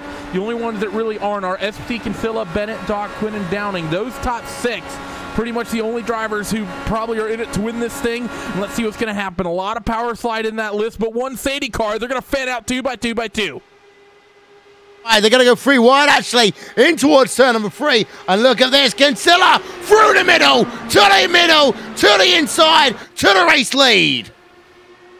Here comes John Downing running in that 6th spot. You see him just sitting back there lurking. No real opening. Oh, trouble. Car getting spun down. That's Adam Doc. He's going to spin back up onto the racetrack, and that might just end it as Joe Branch is going to find the wall again. He had nowhere to go. Well, there goes the record. We were so close there, Randy, to the record, and we lose it in the last 15 laps of the motor race. It's still close. We're only 2 hours and 25 minutes into this thing. It's going to be tight. It's 2 minutes, though, for a caution lap around here, so... What was the time again? 2 hours 30? 2 hours 32, so we're just going to miss out.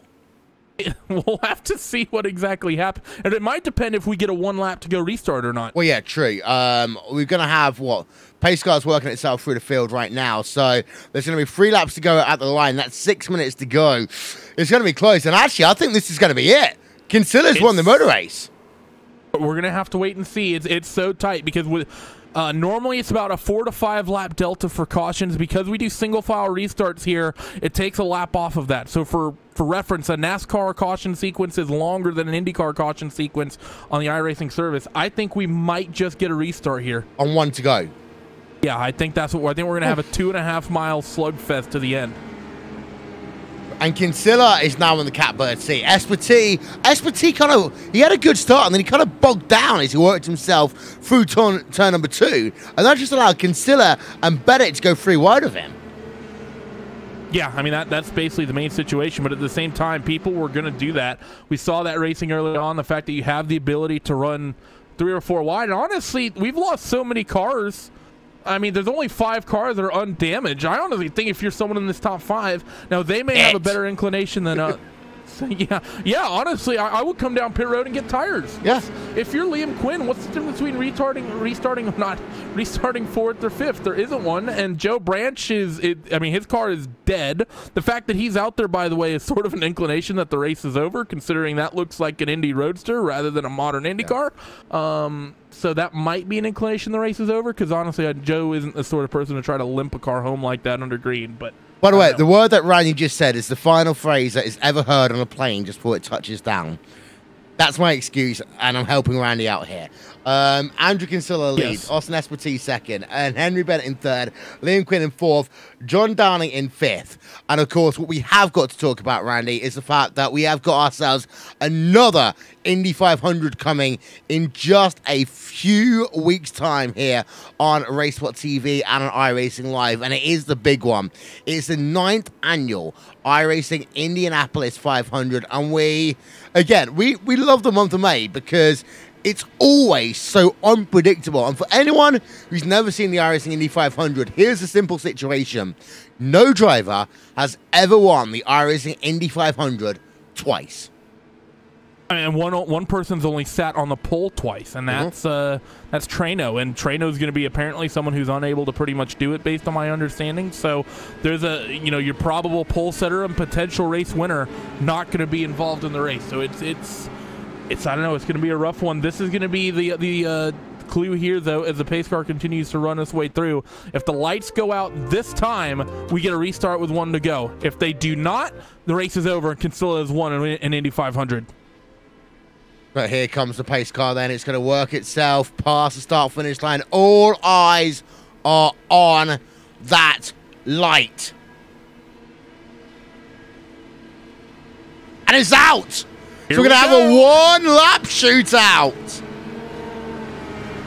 Oh, this is going to be hectic because you're going to have two situations. You're going to have the slipstream fight down through turn 3 and the slipstream fight down off of turn 4. Turn 1 will not really be a passing zone to get to Kinsella. Kinsella controlling the restart should be able to get himself enough of a gap that he should be able to maintain the race lead at least through 1, potentially through 2.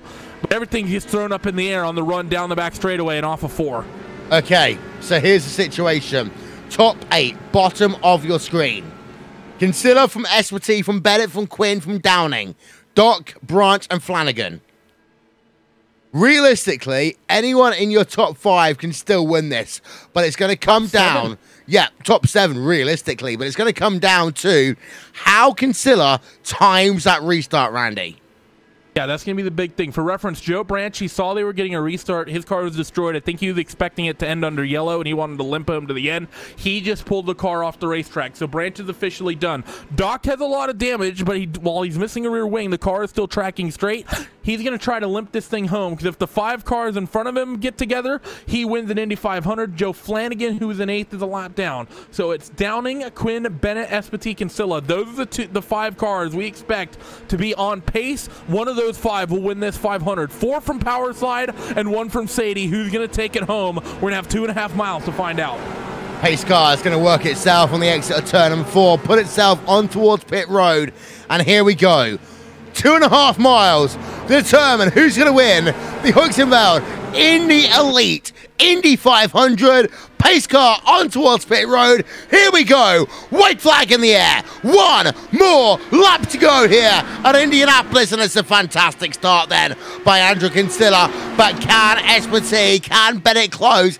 Bennett's closing up to the rear of Espartee. You've also got Liam Quinn there in the mix as well as they exit turn number 2. Here they are down the back straight away for the final time, as already we've got ourselves battles going on. Espartee to the point. Here they are then. Here they go. 1, 2, 3 wide in towards turn number 3. On the outside, it's going to be the driver of Henry Bennett, but for the moment, it's Austin Espartee. Espartee's going to work himself out of corner number 4, and it looks as though it might be out. It will be Austin Espartee. Espartee wins the 500 because we've had ourselves drama at the end. Espartee wins the Indy Elite Indy 500 after a big crash and the final corner of the final lap coming to the checkered there, Randy. And that's Bennett and Kinsella out. That means that Quinn comes second and Downing comes third. Team Sadie gets on the podium, and it was just a little bit of a late block there from Espartee down the front straightaway. And, well, it's actually, no, I take that back. It wasn't the block. It was Bennett and Kinsella who got into one another, but I think it was sort of Kinsella reacting a little bit to the move that Espartee made. He sort of shuffled off to the right. That number 2 of Austin Espartee. I think this is the second Indy 500 he's won now, Will. He's not won an official one, but actually, isn't this him a repeat winner in this race? Yes. Let's have a look on board with Bennett then. Oh, I mean, we know about last lap shenanigans, but that was just a little bit too close to comfort there. So here is RaceSpotTV. End of the race. RaceSpotTV is your victor here in the Indy Elite Indy 500 presented by Heusinkveld Engineering. What a finish we've had. And here is your final race results.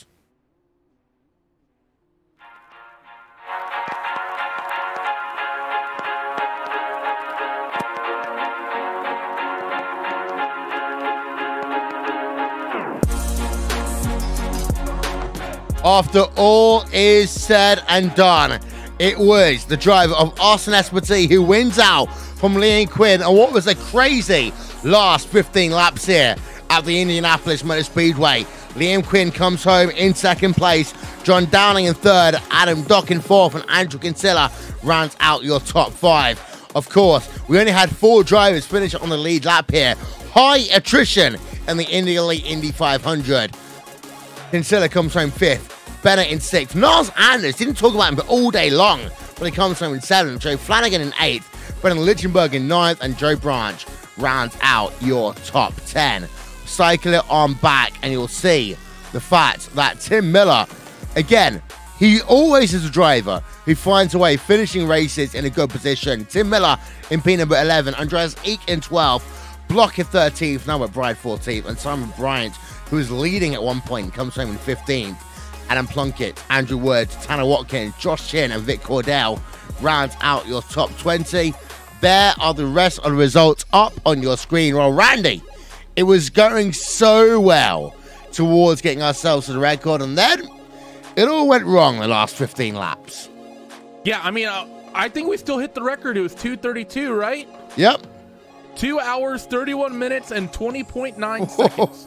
I think that might well be it. We're going to have to check it after the race, but this has been the Indy Elite Series Heusinkveld Triple Crown, the first round at Indianapolis. Of course, we've got ourselves 2 more 500-mile races, one at Pocono and one at Michigan. Both will be here on RaceSpotTV, streaming live, of course, on iRacing Live.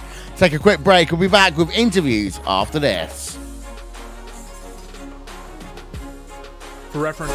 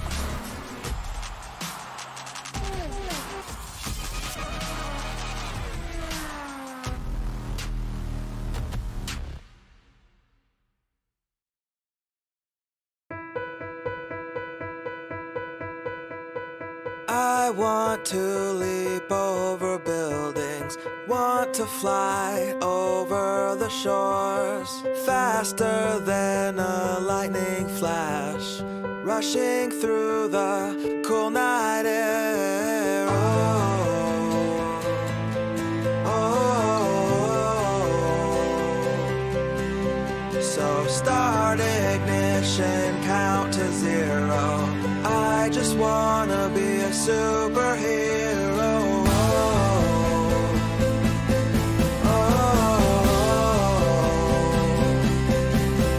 With fearless thoughts in motion swirled, I wanna be the man that saves the world.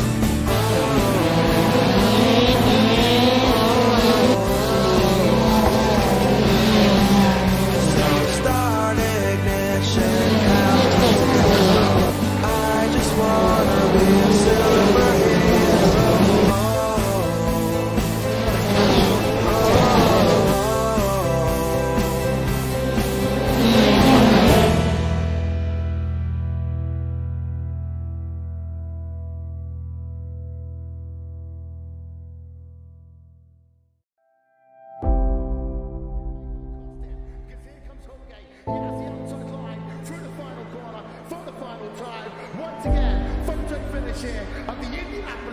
Speedway.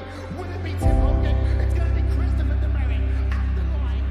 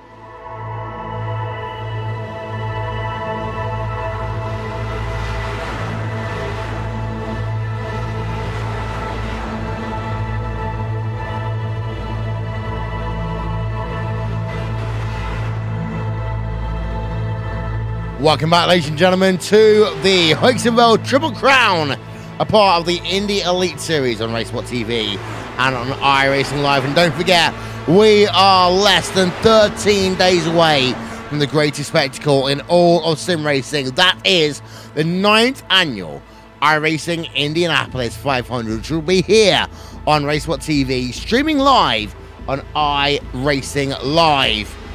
But for the meanwhile, we have a winner, Randy. And well, the last 20 laps of this race, they were messy.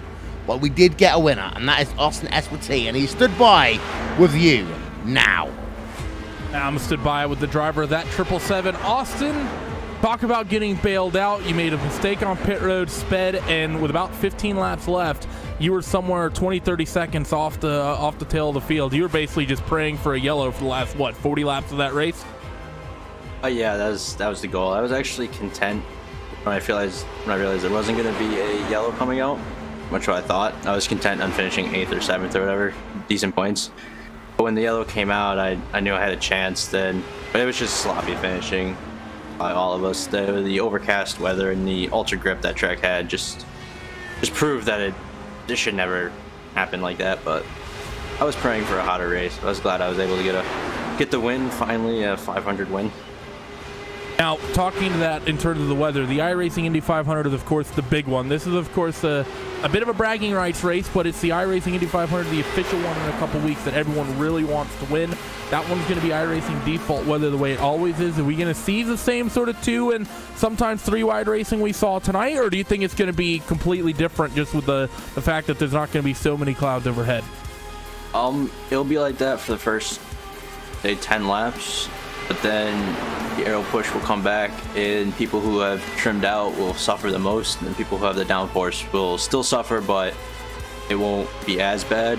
And it's worse than the DW12 because it hits you from, you'll get it from about 1.5 seconds back instead of 0.8. Well, Austin, congratulations on the big win. Power Slide continues the reign of momentum here.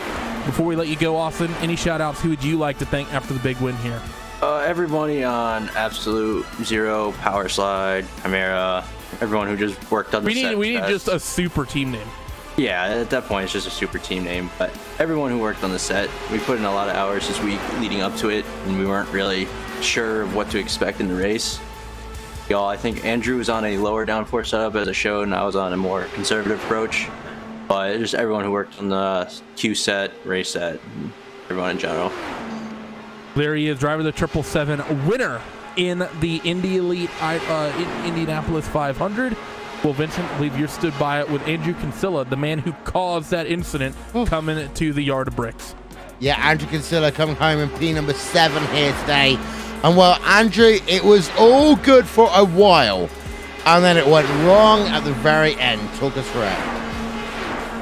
Yeah, To be honest, the race for the longest time was going almost exactly like I thought it was going to. I knew as soon as we got a green flag run that the field would start to spread out with the green flag pit stops, and it was really just a matter of working the strategy there for a long time, just trying to get yourself basically in there at the end. And before that yellow came out with 15 to go, I was looking at probably a top 3, battling it out with Liam at the end there. Simon had worked the pit strategy even better and was looking at a win, and then 15 to go, and basically all hell breaks loose when that caution comes out.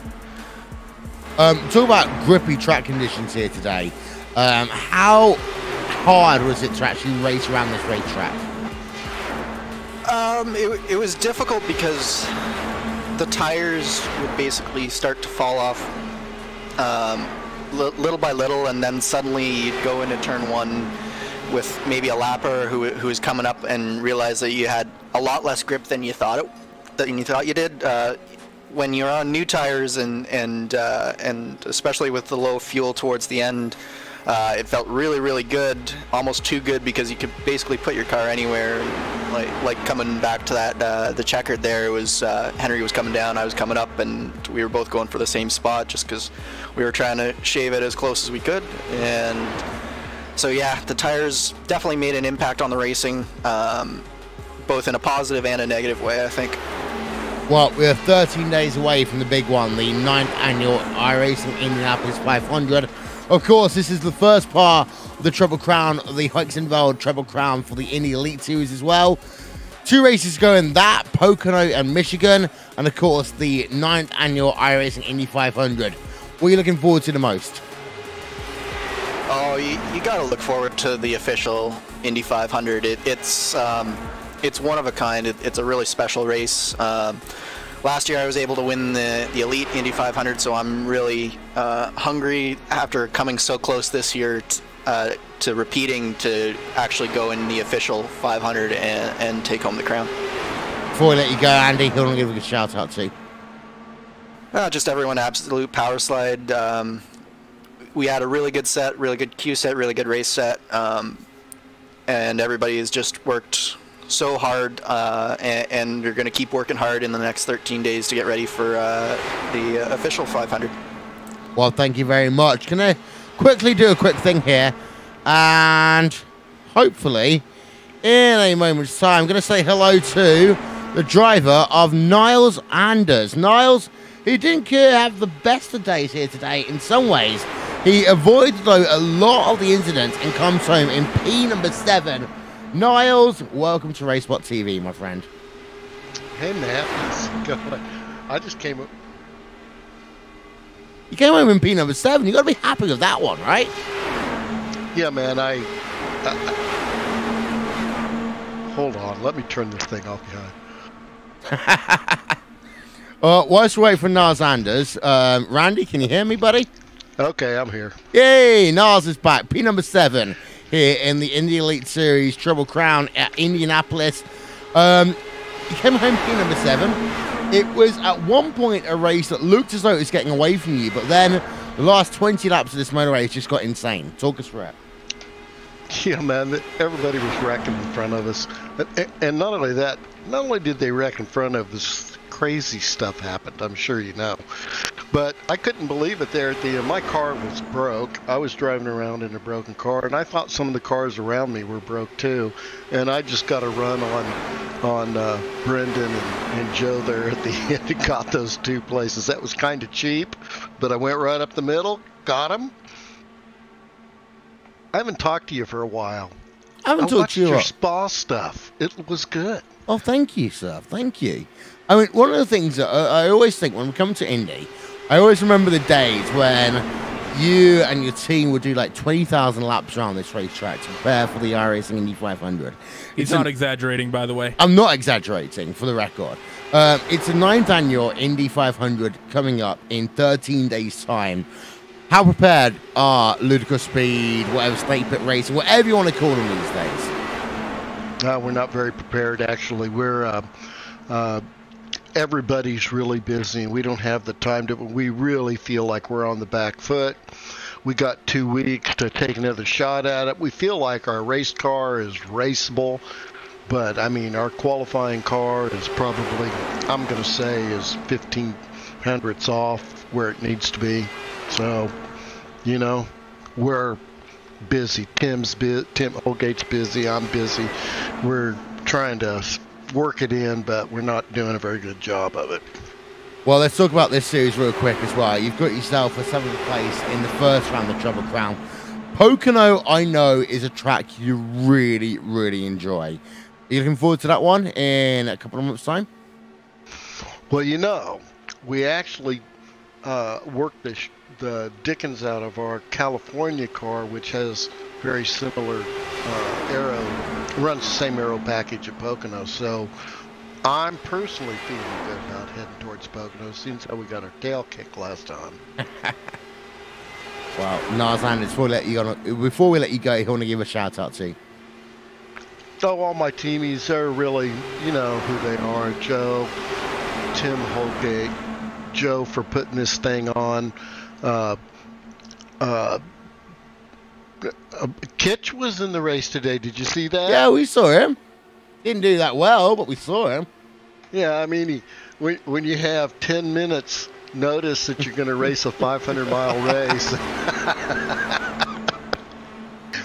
Anyway, so listen, I'm going to try to make it up to Road America, man. I'm going to really try to get up there.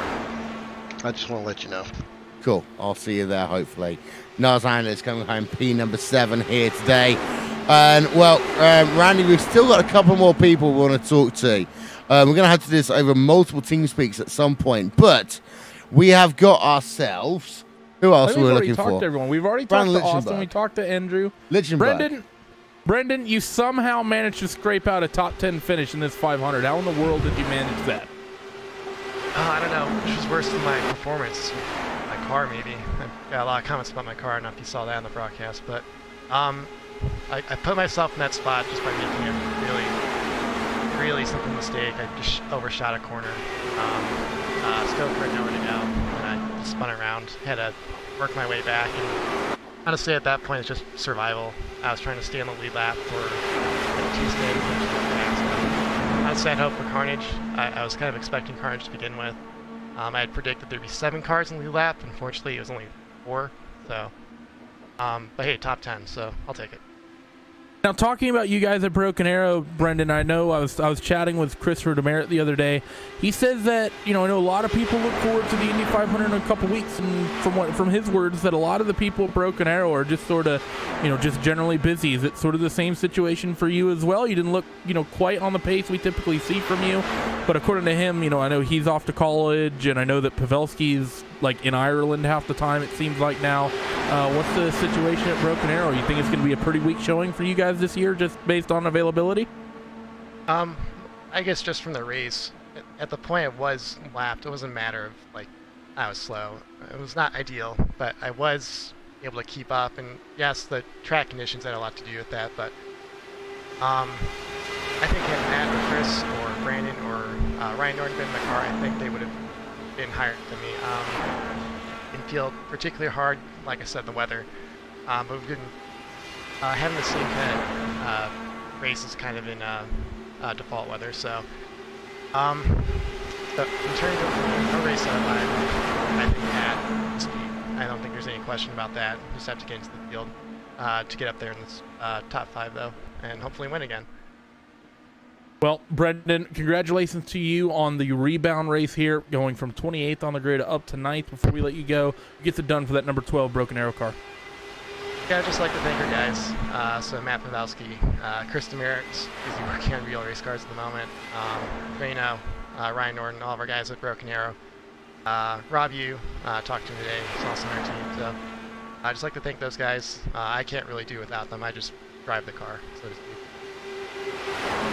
Well, there he is, Brendan Lichtenberg. Well, I think would have liked a more successful day here at IMS, but overall, I think he's happy with the top 10. Yeah, indeed. And what a race it's been actually here, Randy. We're saying we're thinking about battling for the record here today, and we had a very, very long green flag stint here today. And then the last 20 laps, it got messy. But at the end of the day, we still crowned a winner, and that was, of course, the driver of Austin SPT.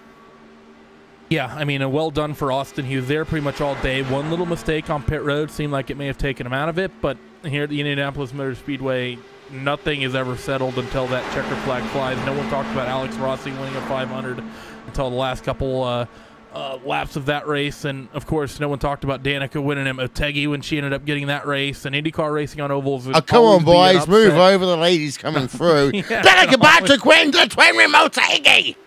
And then you interrupt the kart race with an interview. Yeah, but most of the kart race.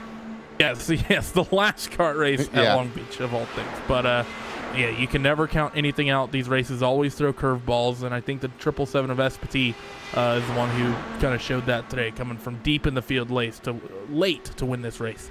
Well, there's still 2 rounds of the Heusinkveld Triple Crown to come. That will be at Pocono and Michigan. Both of them full-length distances, but we are on the road. The month of May is here.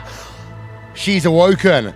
And the 9th annual Indianapolis 500 on RaceSpotTV and on iRacing Live, powered by iRacing, is coming your way. It is the greatest spectacle in all of sim racing. And ever since it started in 2010, it has always proven to separate the men from the boys. Some of the biggest names in sim racing have tried and failed, and only a very, very small number have had the chance of tasting the immortal milk of victory. We've had battles over the years. 2 years in a row we had the drivers of Tim Doyle and Young O go at it. Last lap for victory. We've had ourselves Broken Arrow. They had a couple of years of dominance. We've had ourselves some upsets. We've had ourselves some magical moments. We're looking to do it all again here on the 9th annual Indy 500 on iRacing. That will be in 13 days' time here on RaceSpotTV and on iRacing Live. Start time, that will be at 5 p.m. GMT. This is all we've got time for then from the Indy Elite Series Heusinkveld Triple Crown from Indianapolis Motor Speedway. Myself, Will Vincent, and Rennie Chernoff. We've got to say very quickly a quick shout out to our friends and sponsors. Ismail Ballard, TrackHams32.com, Andy Warner and One Design for overlay design, development by Simon Grossman, Actioneering.com, and Nick Thisson for RaceSpotTV, live timing and scoring. That is it. The month of May has officially begun and it's only just started. Good night from the Indianapolis Motor Speedway.